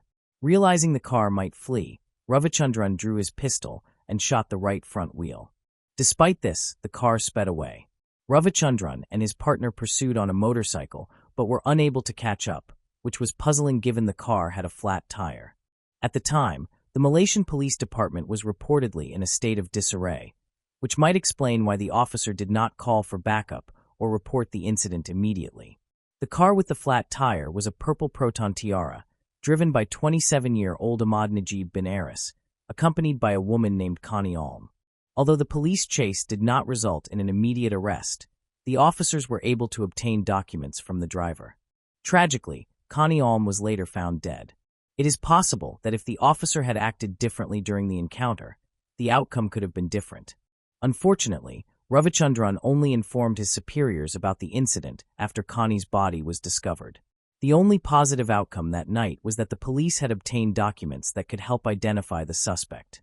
Besides Connie's family, many Malaysians attended her farewell ceremony. Her death was a devastating loss for her husband, Brandon. Meanwhile, the police launched a search for Ahmad Najib. They discovered that he did not reside at the address listed in his documents, but his name was genuine, providing multiple leads to track him down. The police searched Ahmad Najib's name in the Registry of Documented Marriages and the National Agency of Social Support. They found a match, revealing that Ahmad Najib bin Aris was born and raised in Muar, Malaysia. He was the second of 4 siblings and had dropped out of school to work and support his family. In 1998, he moved from Muar to Kuala Lumpur, where he married and had 2 children. Since 2000, he had worked as a cabin cleaner for Malaysia Airlines. Knowing the name of Ahmad Najib's wife and her workplace, the police began surveillance. She worked at a metropolitan bank, and after her shift ended, undercover officers followed her to determine her home address. Now that the police knew where Ahmad Najib lived, they had to ensure he was inside the house without alerting him. For 3 days, they monitored the residence, but Ahmad Najib did not appear. At one point, investigators questioned whether he still lived with his family, but this was a premature conclusion. On the fourth day of surveillance, at around 4 a.m., a cab arrived at the house, and Ahmad Najib stepped out. Within a minute, he was handcuffed and taken to the police station for questioning. News of the arrest and the suspect's identity quickly reached the press. Many who knew Ahmad Najib were shocked to learn he was suspected of kidnapping and killing Connie Alm. Those familiar with him described Ahmad Najib as a devoted husband, a caring father of two, and generally a good person. However, investigators soon discovered that he may have concealed a darker side. During the initial interrogation, Ahmad Najib remained calm and requested to speak only with the head of the Criminal Investigation Division. It was not until he was confronted with evidence linking him to Connie Alm that Ahmad Najib began to deny any wrongdoing. His confidence appeared to falter as the evidence accumulated. Investigators presented him with 2 IDs he had given to an officer on the night of Connie Alm's kidnapping. They also revealed that blood stains had been found on his jacket and jeans, which DNA analysis would likely confirm belonged to Connie Alm. Realizing the officers had solid evidence and were not bluffing, Ahmad Najib confessed to kidnapping and killing Connie Alm. Within 10 days of the kidnapping, on June 23, 2003, he was brought to court, where he repeated his confession. The police then conducted an investigative experiment in which Ahmad Najib showed them all the locations he had been with Connie Alm. He provided a detailed account of how he forced her to be intimate with him multiple times, how he took her life, and how he attempted to dispose of her body. Evidence corroborating his statements was found at all the locations he directed the police to. The investigation began at the underground parking lot, where cameras had captured footage of Ahmad Najib. According to his statement, he had been waiting for his former boss, who had fired him and against whom he sought revenge. However, the claim regarding the former boss was never verified. Concealed in the darkness, he observed Connie Alm searching for something in her car and seized the opportunity to take advantage of the situation. He forcibly pushed her into the vehicle, threatening that if she attempted to escape or seek help, she would face severe consequences. Overwhelmed, Connie Alm became disoriented and obeyed his instructions. He then took the driver's seat and sped out of the parking lot. After crashing through a barrier, he stopped in an industrial area where he began to harass Connie Alm. Just then, a plainclothes police officer approached the car. Ahmad Najib falsely told the officer that he had not realized he had taken the wrong person until the officer asked for identification from him and his victim. Even if Ahmad Najib had intended to kidnap his former boss, his guilt remains unchanged. Undoubtedly, his former boss would have suffered the same fate as Connie Alm. According to Ahmad Najib, he managed to evade the pursuing officer. Despite the officer possessing his documents, Ahmad Najib did not consider releasing Connie Alm. Instead, he stopped the car on the street to replace a tire damaged by a bullet. Nearby, a car containing a woman was parked where he had pulled over. He approached her and asked for a car jack to change his tire. However, he noticed Connie Alm signaling to her, and she handed him the jack. He abandoned the plan to change the tire and drove off immediately.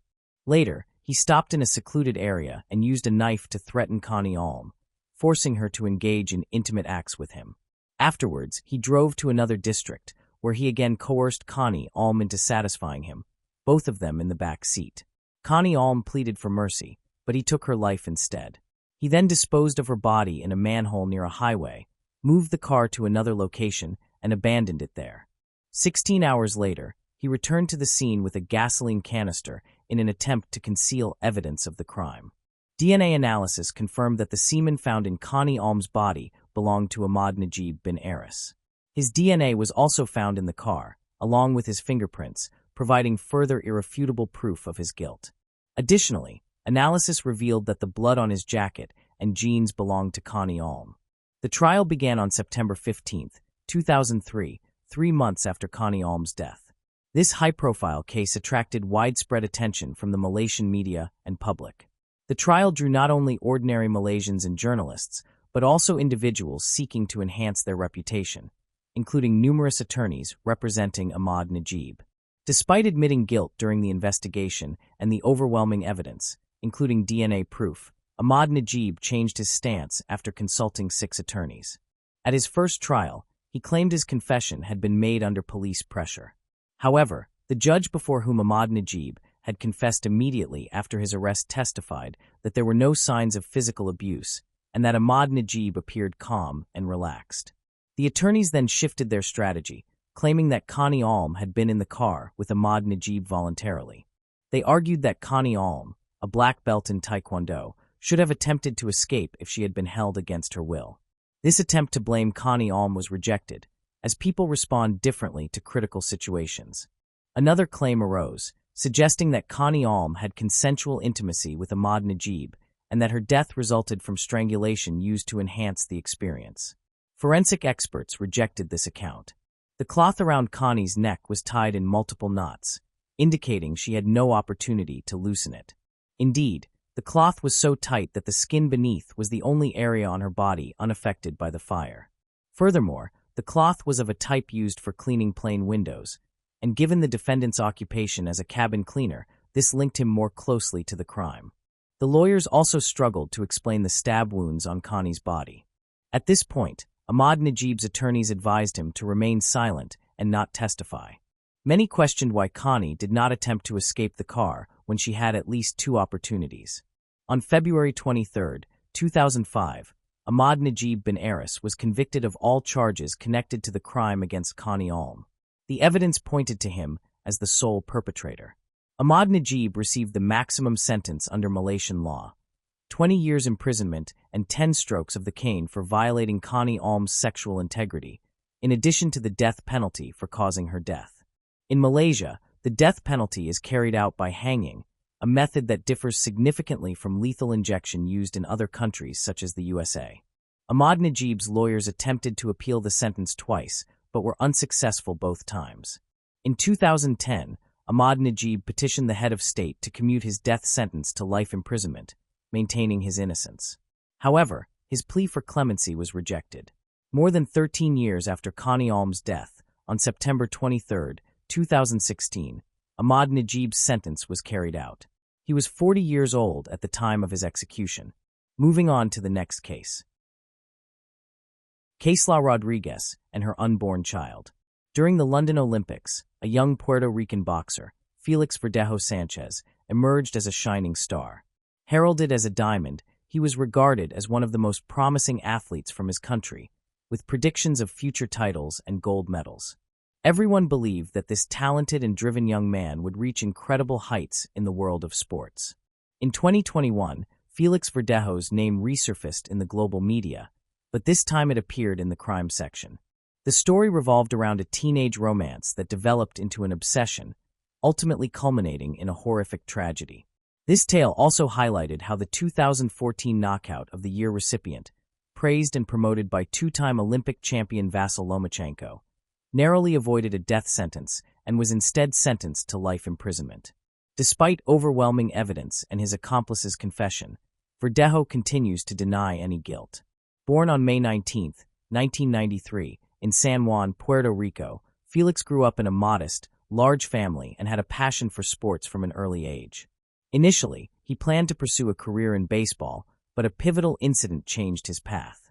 At 9 years old, after a quarrel and fight with a visiting friend's son, Felix's father suggested he take up boxing if he wanted to fight. Felix fell in love with boxing from his first training session at the local gym. By 16, Felix won the Pan American Junior Championships, followed by his country's championship a year later. In 2012, he reached the quarterfinals at the London Olympics, marking the beginning of his impressive professional career. Verdejo had 29 fights, securing 27 victories. In 2014, he was credited with the year's best knockout against Sergio Villanueva. A year later, Felix won his first championship belt, the WBO Latino title, which he defended 6 times over 2 years.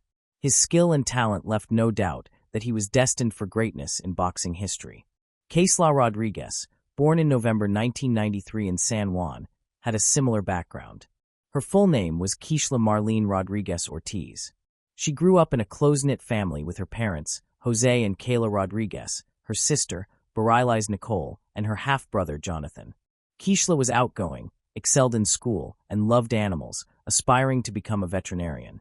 Her sister, Barilais, was her confidant and best friend. Keisla and Felix attended the same school and developed a romantic relationship in their teenage years. When Keisla's parents divorced in 2011, her mother moved to Florida, but Keishla and her sister remained in San Juan, staying closely connected. At 18, the promising boxer Felix, who had already competed in the Olympics, began dating Elisa Maria Santiago Sierra, a young aspiring model. Despite being in a relationship with Elisa, Felix continued seeing his childhood friend Keishla. Keishla's sister and mother knew about the affair and disapproved of it, recognizing the complexity of the situation. Elisa believed she was Felix's one true love and future wife, while Keishla, aware of Felix's engagement, found herself unable to break away from him. Felix's relationships were tumultuous, marked by his rising fame and the constant attention from admirers. Despite his serious relationship with Elisa, he could not let go of Keishla. This love triangle, filled with deception and emotional turmoil, ultimately led to a tragic conclusion. The once promising star of Puerto Rican boxing, who seemed destined for greatness, ended up in the criminal chronicles, his legacy forever marred by the events that unfolded in 2021. On top of that, he was her first great love. And deep down, the naive girl herself still hoped to be the one. In 2016, the boxer married the young Eliza, who at that time was barely 19 years old. By then, Eliza was already quite a famous model, had tens of thousands of followers on social media, and had also opened her own beauty studio for eyelash extensions. In August of the same year, just a few months after the wedding, the athlete was involved in a serious motorcycle accident while rushing. He was taken to the hospital in critical condition with head injuries, bruises, and lacerations. His trainer, Ricky Marquez, seriously feared that his talented charge would go off the rails at the height of his career. But Felix, contrary to the disappointing prognosis, made a rapid recovery and soon returned to the ring. In September 2019, the boxer posted on his social media profile a picture with Eliza, who was heavily pregnant. In the caption he wrote, "Soon I will meet my daddy's princess." A month later, he announced the birth of a daughter, who was given the name Miranda Verdejo Santiago. In public, the young man appeared to be a loving husband, caring father, and exemplary family man. But secretly, he continued to meet with Keishla, who could not let go. As Eliza later admitted, she suspected that her husband was cheating on her. But every time, he tearfully vowed to leave his mistress. Keishla repeatedly tried to break off this painful relationship, but Felix would not let her go. She had no other men because the boxer threatened that if he found out that Keishla had someone, it would be bad for her and her chosen one. Keishla herself, who had been in love with Verdejo since high school, continued to love him despite everything. Rodriguez, as planned, focused her life on caring for animals and got a job at the Center of Veterinary Medicine and Aesthetics. Colleagues described her as conscientious, hardworking, and very responsible. She lived with 2 dogs and a cat, which she simply adored. In 2020, Eliza discovered her husband's correspondence with several mistresses, including Keishla. The wife confronted her husband, gave him a scandal, and threw him out of the house, threatening to file for divorce and forbid him from seeing his daughter. Eliza's threats had an effect.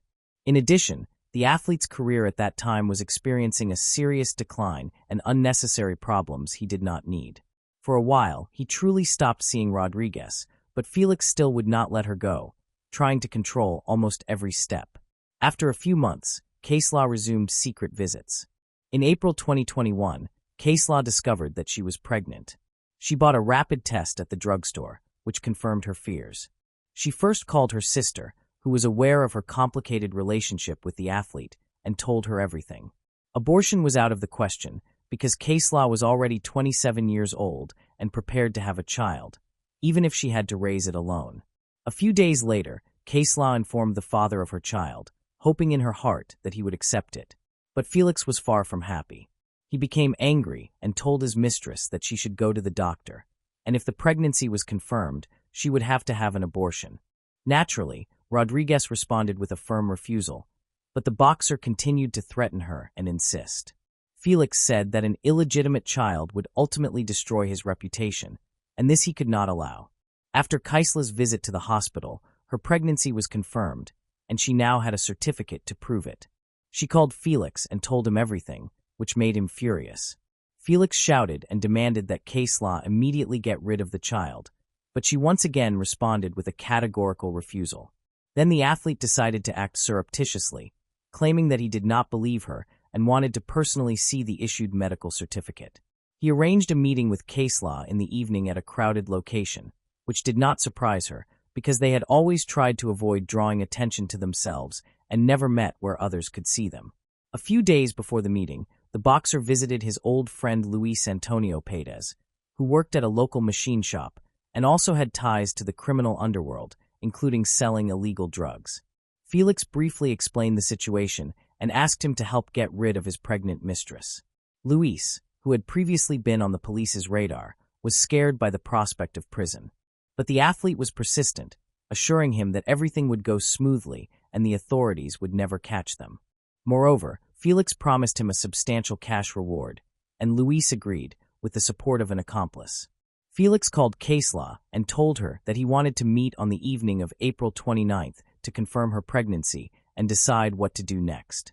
Immediately after speaking to her lover, Caselah called her sister and told her everything. She still hoped that Felix would accept her child and not insist on an abortion. But Bareilles was deeply alarmed by the situation. She knew that her sister had been threatened by the boyfriend and feared he might act on his threats. Bareilles called their mother to share her concerns, but together they could not dissuade Caselah from attending the fateful meeting. At the appointed time, Rodriguez, carrying a doctor's note, arrived in her own Kia Forte automobile. Verdejo drove there in his pickup truck, in the back of which Luis was hiding. Caselah immediately got into the athlete's car and showed him the test results. He again pressured her to terminate the pregnancy, but Caselah, crying, refused. A violent quarrel erupted, escalating into shouting.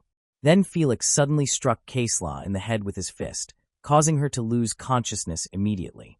While she remained unconscious, Felix retrieved a syringe containing a large dose of illegal substances hidden in the car's glove compartment, which Luis had obtained at his request, and injected her.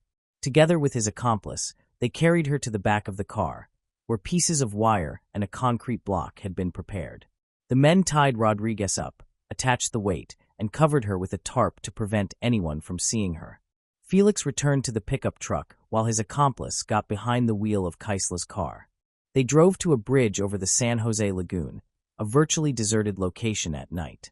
Ensuring no one could see them, they threw Caselah, still alive, into the water. Afterwards, they fired several test shots using the firearms they had brought, leaving her no chance of survival. Once the act was complete, each perpetrator went home. The following day, Caselah's co-workers became concerned when she failed to show up at the Veterinary Medicine and Aesthetics Center. Caselah had always been responsible and would never miss work without informing anyone. Since she did not answer her phone, her sister was contacted to check on her. After several unsuccessful attempts, her sister went to Caselah's house. No one answered the door, but Bareilles had a spare key and entered without difficulty. She was met only by hungry animals who had gone almost 24 hours without food.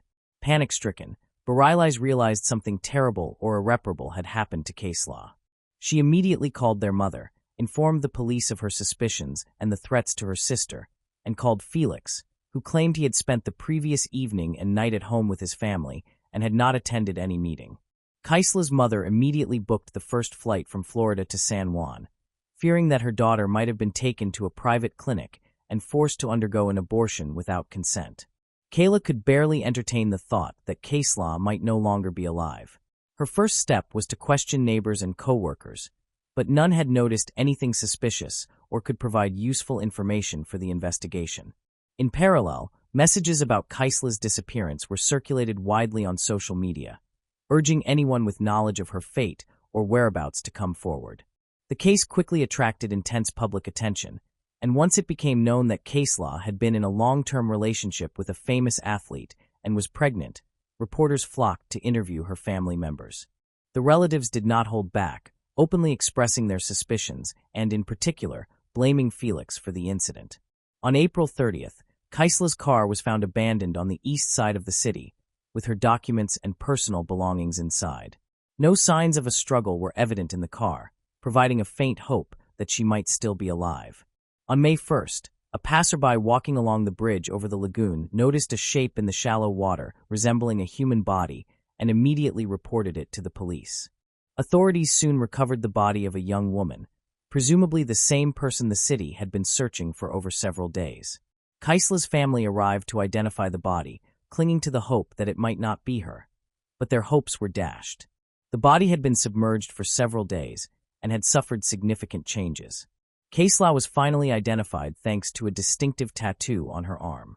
News of the gruesome discovery sparked outrage among city residents, who began gathering spontaneously in rallies demanding justice for the perpetrators. On the same day, Felix Verdejo was detained and brought in for questioning. He categorically denied any involvement, claiming he had been at home with his family on the night of Kaesla's disappearance. With no immediate charges, he was released on his own recognizance. One of the key witnesses was his legal wife, who admitted during initial questioning that she knew about his affair with Kaesla, but had only just learned of the pregnancy. She also did not confirm his alibi, stating that he had not been at home the night of the murder. Investigators immediately reviewed traffic surveillance footage along the route to the bridge from which Kaesla had been thrown. The footage revealed Felix's pickup truck traveling ahead of Kaesla's Kia Forte, but the victim was clearly not driving. The boxer's car was seized for examination, and investigators discovered hair belonging to the deceased inside. Luis, Felix's accomplice, was the first to surrender to authorities, agreeing to provide a full confession in exchange for a reduced sentence. Felix, however, refused to cooperate, remained silent, and continued to deny his guilt despite the mounting evidence. Authorities also confiscated a firearm from Felix, which he had used to shoot at the victim from the bridge, and confirmed it had been registered to him. Cell phone records verified that Felix, Luis, and Kaesla had all been at the same location on the night of the crime. Kaesla's final farewell took place on May 8th, garnering national attention. The funeral became both a memorial and a public statement calling for the full punishment of those responsible, as well as raising awareness about the issue of gender-based violence. Her coffin was transported in a white carriage, rather than a traditional hearse, while white flower petals were scattered from above. Numerous prominent Puerto Ricans, including celebrities, athletes, politicians, and public figures, spoke out about the tragic, high-profile case. Felix Verdejo was formally charged with carjacking, kidnapping, premeditated murder, and the murder of an unborn child. While these combined offenses could have warranted the death penalty, the family of the deceased requested from the outset that the court impose life imprisonment instead, hoping that the perpetrator would endure the rest of his life in captivity. The trial faced multiple postponements due to the global coronavirus pandemic, but by spring 2021, proceedings were conducted virtually. The court determined that the crime had been committed by a group acting in prior conspiracy and with particular cruelty against a pregnant woman. The chain of events that night, along with key details of the crime, was largely reconstructed thanks to the testimony of Luis, who admitted his role and did not deny his guilt. Luis confirmed that he had obtained the drugs for injection and brought the wire and concrete block to dispose of the body at Felix's request. Despite this, Felix continued to insist on his non-involvement, though his denials held little weight against the evidence.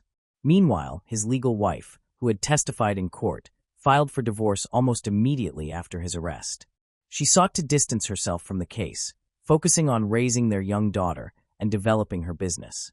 According to later reports, Elisa Santiago remarried. She revealed in interviews that she had repeatedly received anonymous death threats, some targeting her daughter Miranda as well. Although speculation arose that these threats could have been connected to Felix, no evidence was found to substantiate this. In the summer of 2023, the jury, having reviewed all the evidence and heard the testimonies of every witness, announced that they were ready to deliver the final verdict. Felix Verdejo and his accomplice, Luis Cadiz, were found guilty on all charges. The sentencing, however, had not yet taken place, with the next court hearing scheduled for mid-November 2023. It is widely expected that both men will receive life imprisonment without the possibility of parole for their roles in the deaths of Kaesla Rodriguez and her unborn child. Moving on to the next case. The case of Kenneth Keith. Michael Hawkinsmith, 35, was born in Danville, Kentucky. He was a recognized pastor at a local church within his community. After serving there for many years, he decided to accept a position at a local pawn shop called ABC while continuing to work part-time as a pastor. Due to health problems experienced by the previous owner, Michael eventually assumed full control of the pawn shop. Michael was an honest and helpful individual, which enabled him to easily form relationships with customers. In his personal life, he was married to Angela, and they had 2 children, Andrew and Naomi. Michael and Angela owned a pawn shop named ABC Gold, Games and More, situated in Danville, Kentucky. They homeschooled their 9-year-old son, Andrew, and cared for their infant daughter, Naomi. Andrew often visited the pawn shop and considered it his play area. On the morning of September 20th, 2013, the Hawkinsmiths went to the ABC store as planned. That morning, Dan Smith, a regular visitor to the pawn shop, arrived as scheduled. Smith, commonly known as the Gold Man, specialized in trading gold between pawn shops across the state. About 15 minutes after the store opened, while Michael and Smith were conducting their business, a bearded man entered the store and ordered everyone to get on the ground, initiating a series of alarming events. Andrew was at the ABC store when his mother, Angela, instructed him to hide. Perceiving the tense situation, he promptly called the police to report what was occurring. 6 minutes after the alarm was raised, the police arrived at the scene of the murders. Upon entering the building, they discovered a substantial trail of blood that led them to Michael Hawkinsmith. They then found his wife, Angela, 38, and another victim, Dan Smith, 60, a broker, on the opposite side of the counter. All 3 victims had suffered severe gunshot wounds to their heads and bodies. Police later found 9-year-old Andrew and 14-month-old Naomi hiding in a closet. They had endured extreme trauma and were left without their parents, becoming orphans. While examining the crime scene, police found 14 spent shell casings and 3 intact bullets, along with a briefcase that belonged to Dan Smith. Importantly, the victims' personal belongings and all the cash in the register were left untouched, indicating that robbery was not the motive. The investigation was further complicated by the lack of surveillance cameras at the pawn shop, necessitating that police seek out potential witnesses. An employee from Rainbowy Cleaners, a nearby dry cleaning business, provided key information by describing a vehicle that had been parked near the shop that morning. The vehicle in question was a silver pickup truck driven by a large man with a bushy beard. While one team of investigators scoured the area, another team faced the challenging task of notifying the victims' closest relatives about the tragedy. Michael's parents were devastated by the news, but felt relieved that their grandchildren, Andrew and Naomi, had survived. The tragic news also reached the daughter of the 3rd victim, Dan Smith. Dan had been involved in purchasing precious metals and possessed extensive knowledge in his field, which allowed him to connect with numerous people. His work often required him to handle large amounts of cash, sometimes totaling hundreds of thousands of dollars. Police began to suspect that Dan Smith might have been the primary target of the perpetrator. Through surveillance, they discovered that before visiting the ABC Gold, Games and More shop, Dan Smith had stopped at the Lawson Jewelry Store in Harrodsburg, located 10 miles northeast of Danville. Inside the jewelry store, investigators discovered a surveillance camera mounted on the far wall, which recorded every customer entering and exiting. They wanted to determine if anyone had been following Dan Smith. At 8:16 a.m., Dan Smith entered the store, and no other customers were present at that time. Dan Smith was seen carrying a briefcase that resembled exactly the one later found at the ABC Gold, Games and More pawn shop. He smiled at the woman working behind the counter and then proceeded toward the back of the store. Shortly afterward, he reappeared on the footage, spoke briefly with an elderly woman who had just arrived, and then left the store quickly. The exterior camera footage did not show any suspicious activity. The police could only monitor Dan Smith, unaware that he would soon become involved in a tragic event. Andrew Hawkinsmith was taken to the police station to provide his testimony. He explained that he had been at the pawn shop with his parents when Dan Smith entered carrying a bag of money. While Michael and Dan were speaking, a stranger entered and immediately demanded the bag of money. Andrew reported that Dan Smith quickly handed his money bag to the stranger. He mentioned that his father asked the man to stop, but the man shot his father with a handgun resembling the one Andrew usually played with. Following this, his mother instructed him to take his younger sister, Naomi, to the back of the store and hide in the closet. Andrew grabbed his sister and found a hiding place. At that moment, the assailant aimed a gun at Angela. The 9-year-old boy believed the stranger was after money. He described the intruder as a very tall man with an artificial-looking beard, consistent with what a witness from Rainbowy Cleaners had reported. During the investigation, police examined the Hawkinsmith family's business closely. They discovered that the ABC Gold, Games and More pawn shop was actually owned by Steve Devine. Typically, he was present during transactions on Fridays with Dan Smith, but on the morning of September 20th, he was absent. This absence raised concerns, and determining his whereabouts became a high priority. Steve Devine claimed he had an allergic reaction that morning, causing him to cancel all appointments. His wife corroborated his account. Additionally, his alibi and the fact that he did not possess a silver pickup truck cleared him as a suspect. Steve Devine explained that no surveillance cameras were present in the pawn shop because the previous owner, Kenneth Allen Keith, had removed the security system. The new owner had not yet installed a replacement. Kenneth Allen Keith, 48, is a pastor like Michael Hawkinsmith. After being diagnosed with brain cancer, he sold his pawn shop. However, he still owns a similar business called Gold Rush Buyers, located in Pulaski County near Danville's Bowles district.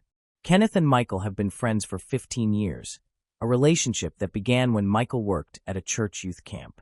The Hawkinsmith family held great respect for Pastor Kenneth, who was like a beloved uncle to Andrew. As investigators had few leads, they decided to review street surveillance footage from around ABC Gold, Games, and more, as well as from several nearby pawn shops. They discovered a camera installed on the office building of Danville Rentals, a real estate company.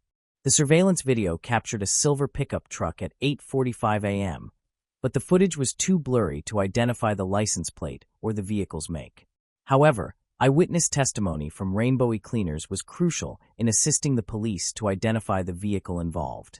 The witness noted that the vehicle was an older model with a distinctive square body shape. The video evidence also clearly showed a square rear bumper matching this description. The color, type, and shape of the vehicle suggested that police may have located the perpetrator's vehicle. They then extended their search to surveillance systems located farther from the pawn shop. At 8:17 a.m., cameras at Ephraim McDowell Hospital recorded the same vehicle. Investigators confirmed that it was a silver Dodge pickup truck. Dan Smith's family was devastated by his death. Though overwhelmed with grief, they attended the funeral and managed to control their anger. Meanwhile, the Danville police appealed to the public for any information regarding the crime or the vehicle involved. On September 24th, police received a call from Tracy Hurl, a pastor from Warren, Michigan. He stated that he was a friend of Kenneth Keith and mentioned that during their last conversation, they discussed the Danville murders. During that conversation, Kenneth seemed different. Pastor Kenneth told Tracy that he had been driving to Danville that day to obtain medication for his wife. Kenneth also expressed feelings of guilt about the situation, as he had allowed Michael Hawkinsmith to take over his former business. It became apparent that Kenneth's relationship with the Hawkinsmith family was not as others had perceived. Tracy reported a conversation with Kenneth in which Kenneth accused Michael of being a fraud and claimed that Michael had attempted to take over his business. This raised suspicions and led to Kenneth being considered a suspect. To verify Kenneth's alibi, investigators planned to review surveillance footage from Good Neighbor Pharmacy, where Kenneth stated he had purchased medication for his wife at 9:24 a.m. Surveillance footage showed that Kenneth entered the pharmacy. However, just a few minutes earlier, he was not wearing a green jacket, nor did he have a beard, which were significant features of a suspect. This did not eliminate the possibility that Kenneth could still have been involved in the attack. Notably, there was a 6-minute gap between Andrew Hawkinsmith's call to the police and Kenneth's arrival at the pharmacy. Police investigated whether it was feasible to travel from the crime scene to Good Neighbor Pharmacy within that time frame. They determined the trip took approximately 5 minutes, suggesting that Kenneth could have committed the murders, quickly driven to the pharmacy, and established a convincing alibi. Additionally, a key piece of evidence was that Kenneth owned a silver, unregistered 2008 Dodge pickup truck. All the evidence collected was circumstantial and insufficient to warrant an arrest. Consequently, investigators requested that Tracy Hurl participate in a series of staged phone calls targeting Kenneth. Fortunately, Tracy agreed to assist. During these calls, Kenneth eventually revealed his true feelings about the Hawkinsmith family. Everyone had been anticipating this moment. Kenneth began discussing details of the case that had not previously been disclosed. He stated that he had been in Danville, specifically at the pharmacy. He confirmed that he was present at the pharmacy during the events in question. Kenneth then clarified that he had left Danville and returned to Somerset. After that, he drove to the car wash to prepare for a planned family vacation. At 10:50 a.m., camera footage captured Kenneth walking down the hallway toward the cash register with a noticeable smile on his face. Additional footage from outside the building recorded Pastor Kenneth leaving the car wash in the same silver Dodge at 11:25 a.m., which corresponded with earlier images from various surveillance cameras in Danville. At that point, police had sufficient evidence to arrest Kenneth. However, when they suggested a lie detector test to determine his involvement in the case, he reacted oddly. He stated that he would be unable to pass the test because, during his military service, he had participated in special missions in which he had killed several individuals. Investigators executed a search warrant at Kenneth's pawn shop and uncovered critical evidence. They found a fake beard and a substantial amount of cash, for which there was no legal explanation regarding its origin. Notably, they also discovered bundles of money tied with ribbons labeled with the name of the bank that issued them, indicating that Dan Smith had been a customer. Further investigation revealed that the money found in Keith's pawn shop had recently been withdrawn from the account of a deceased broker, raising suspicions about his involvement. Additionally, investigators found several .22 caliber shell casings in the pawn shop. Ballistic analysis confirmed that these casings were fired from the same type of weapon used to shoot Andrew and Naomi's parents. Kenneth Allen Keith faced 3 charges of first-degree murder and 1 count of robbery. He believed that Michael and Steve were plotting to remove him from the business. Despite his beliefs, no evidence supported the claim that Michael and Steve were involved in any conspiracy. When Kenneth encountered Dan Smith at the pawn shop, he attempted to construct a fake scheme to convince the police that the incident was a robbery. However, the plan failed when police investigations found no evidence of wrongdoing by Michael and Steve. On September 20th, Kenneth drove his silver Dodge Caravan to Danville. He circled the pawn shop until he spotted Dan Smith's car parked nearby. Kenneth then shot and killed Dan Smith, Michael Hawkinsmith, and Angela Hawkinsmith. After stealing all the cash, Kenneth calmly left the crime scene and proceeded to the Good Neighbor Pharmacy. This visit was captured by surveillance cameras, which allowed him to fabricate a false alibi. Kenneth then washed his car, seemingly attempting to remove any potential evidence from it. Before his sentencing in 2017, Kenneth Allen Keith admitted guilt to all charges and was consequently sentenced to life in prison. Reflecting on the tragic events involving the Hawkinsmith family and Dan Smith, it is evident that this story resonates deeply with many. The grief experienced by the community underscores the fragility of trust, especially when betrayal comes from those considered friends. As the investigation revealed the chilling motives of Kenneth Allen Keith, it served as a stark reminder of how quickly an ordinary day can turn into a nightmare. The innocence of the children, caught in such horrific circumstances, evokes profound empathy and admiration for their resilience. Furthermore, this case underscores the critical need for safety measures within our communities, reminding us of the significance of vigilance and awareness in daily life. While the final sentencing provided some measure of justice, the emotional wounds inflicted on the families and the wider community will persist for a long time. Ultimately, may we internalize these lessons, value our loved ones, and cultivate a spirit of compassion and understanding in the face of unimaginable grief. Moving on to the next case. The case of Megan Landowski. Megan Landowski lived near the Chesapeake Bay in Portsmouth, Virginia, a bustling seaport town hosting both the U.S. Navy and Coast Guard. Her family included Navy officer Chris Short, his wife Angela, and their 3 stepchildren, Elizabeth Gable, Megan Landowski, and Corey Landowski.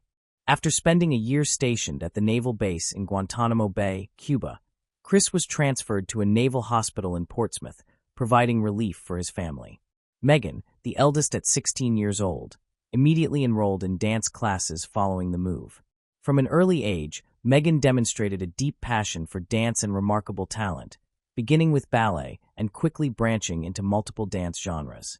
Her mother described her as beautiful, friendly, and talented, and Megan easily adapted to her new academic environment at Woodrow Wilson High School.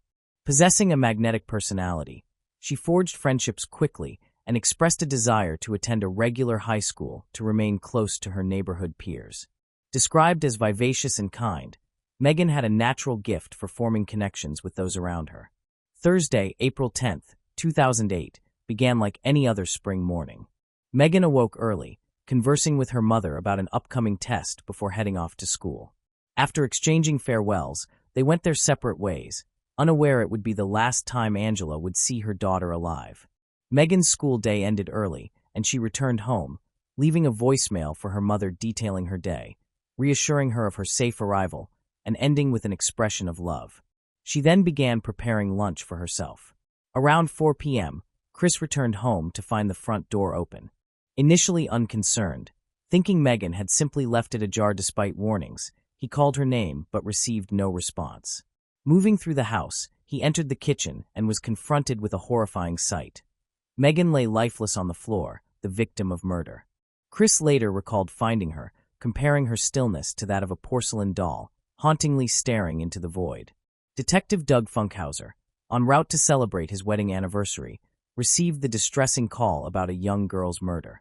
Upon arriving at the residence in Portsmouth, he observed blood stains on the door handle, immediately signaling a violent crime.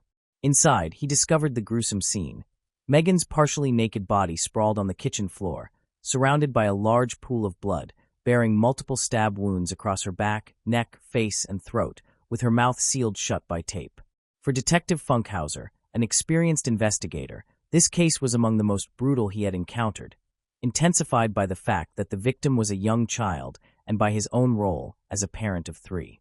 The horror of the scene fueled his resolve to bring the perpetrator to justice. Despite Megan not inviting the killer into her house, there were no indications of forced entry.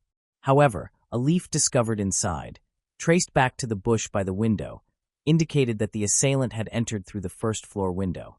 The attack began in an upstairs bedroom, evident from the disheveled bed that suggested a struggle. Her underwear lay on the floor, and a tape dispenser under the left corner of the bed corresponded to the tape used to bind her.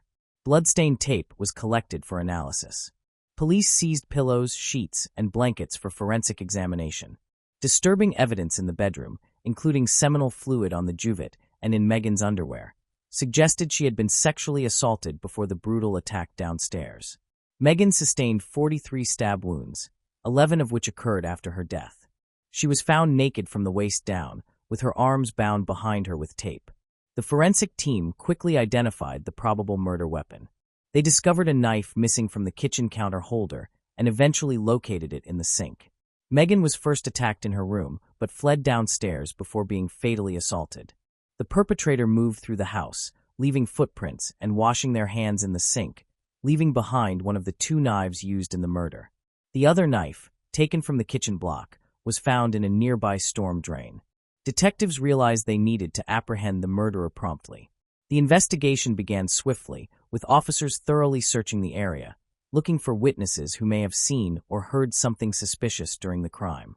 Unfortunately, no one provided any useful information, and it seemed like the culprit had fled unnoticed.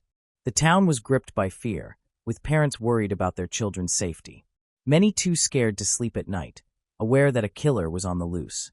After their daughter's murder, Angela and Chris quickly told the police they suspected Robert Hickey, a friend of Chris from the Navy who had a troubled past. When Megan was 16, Robert, who also worked with Chris, sexually assaulted her. Megan started acting differently and doing poorly in school. Chris noticed and asked her what was wrong. Eventually, Megan admitted that Robert was abusing her. Chris was angered and disgusted, immediately cutting off all connections with the Hickey family and reporting the abuse.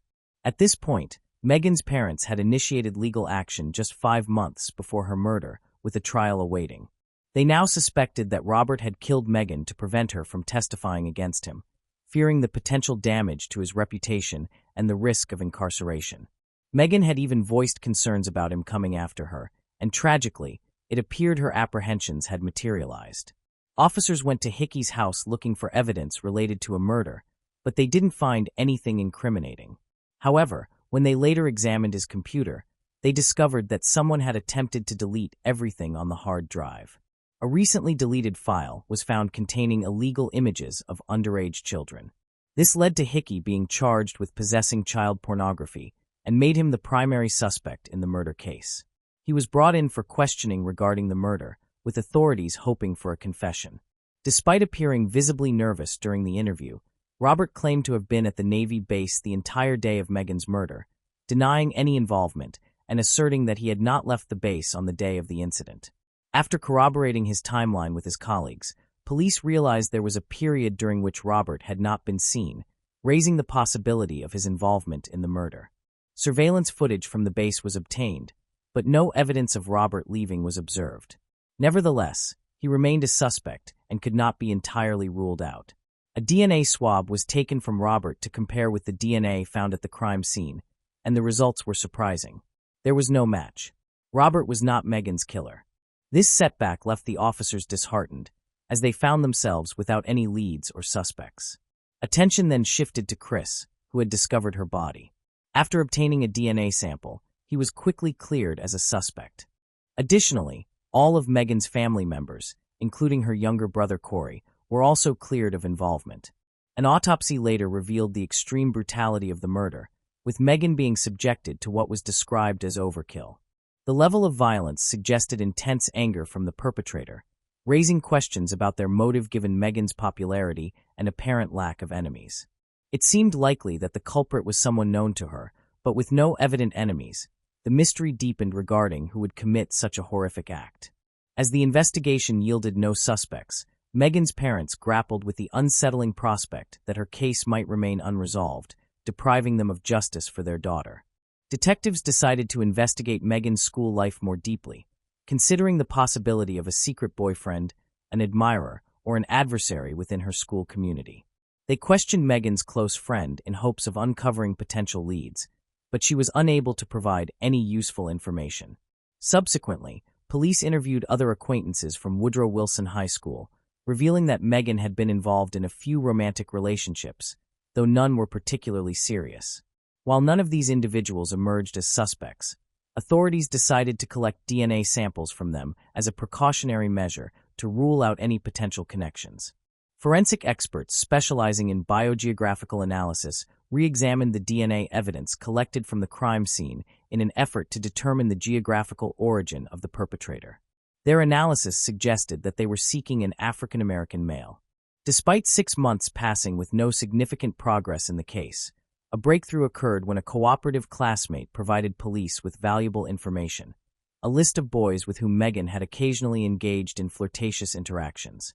Upon review, all individuals on the list except one had already been interviewed. This exception was 17-year-old Robert Lee Barnes. In addition to her regular school education, Megan had also been enrolled in a performing arts program at Churchill High School, where Robert Barnes was also a participant. Megan had once told a close friend that she believed Robert had feelings for her, feelings she did not reciprocate. Robert Barnes, a talented violinist, was regarded as a diligent student who never encountered any disciplinary issues at school and was not known to cause trouble. He shared a close friendship with Megan and had even visited her home on several occasions, according to her parents, who described him as always polite and very kind. When police located him for questioning regarding Megan, the interview followed standard procedures, just like the previous interviews they had conducted. Robert informed investigators that Megan was a kind and pleasant individual, expressing disbelief at the idea that anyone would wish her harm. He mentioned their participation in a recital together and their occasional hangouts. The police found nothing suspicious during the interview until near the end, when they asked Robert if he would provide a DNA sample. Robert hesitated before refusing, which raised concern among investigators since all of Megan's other classmates had been cooperative.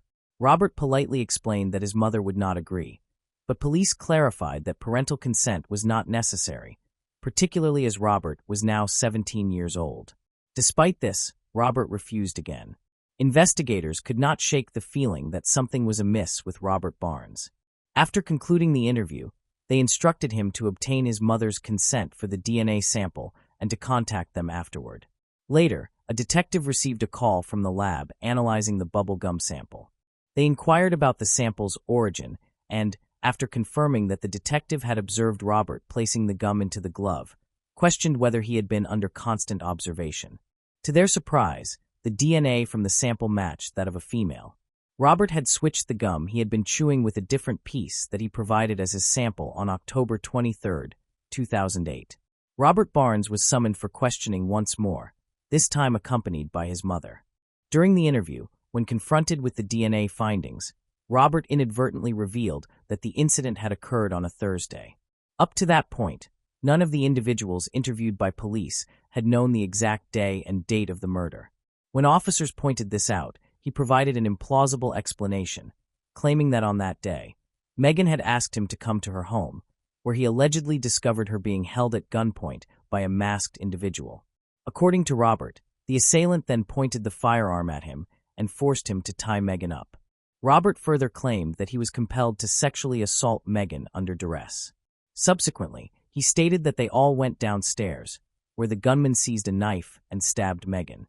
Robert claimed that the assailant then forced him to cut himself, ensuring that his blood would be found at the crime scene. Robert had fabricated this story in an attempt to portray himself as a victim and to explain away any potentially incriminating evidence against him.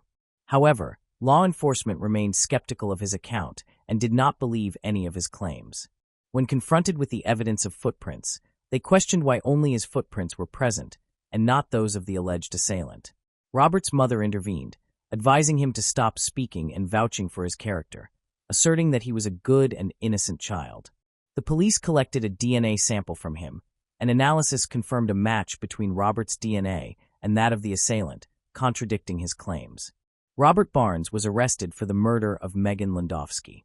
The news left Megan's parents in shock, unable to comprehend how the quiet boy who had ridden the school bus with their daughter could be capable of such violence.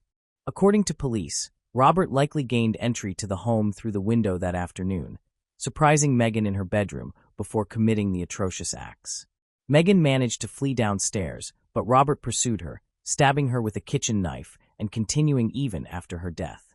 Afterward, he left the scene and carried on with his life as if nothing had occurred. Investigators speculated that Robert had developed an unhealthy obsession with Megan, while she had only desired a platonic relationship. When Robert's advances were rejected, he resorted to coercion, which ultimately led him down a destructive path culminating in tragedy. In September 2009, Robert accepted a plea bargain that spared him from being tried as an adult, as he had recently turned 18. He pleaded guilty to charges of first-degree murder and aggravated sexual battery. Robert Lee Barnes was sentenced to 42 years in prison and remains incarcerated at Red Onion State Prison in Wise County, Virginia. Whether motivated by love, desire, bitterness, or the sting of rejection, Robert's actions and heinous deeds toward someone he claimed to love and care for were entirely unjustified. Instead of accepting rejection and moving on, he chose a dark path that led to a tragic outcome, ending the life of an innocent soul, and in the process, devastating his own life and the lives of Megan's loved ones. Megan Landowski's tragic story mirrors countless others, highlighting the perilous consequences that can arise from such situations. Our heartfelt prayers and thoughts go out to her departed soul and to the loved ones she left behind. Thanks for watching. I hope you enjoyed exploring these intriguing cold cases with me. If you found the video fascinating, don't forget to give it a thumbs up and subscribe to Cold Case Mystique for more deep dives into cold case investigations. Your support helps me bring you more compelling content. Leave a comment below with your thoughts or any cases you'd like me to cover next. See you in the next video. And remember, the search for truth never stops.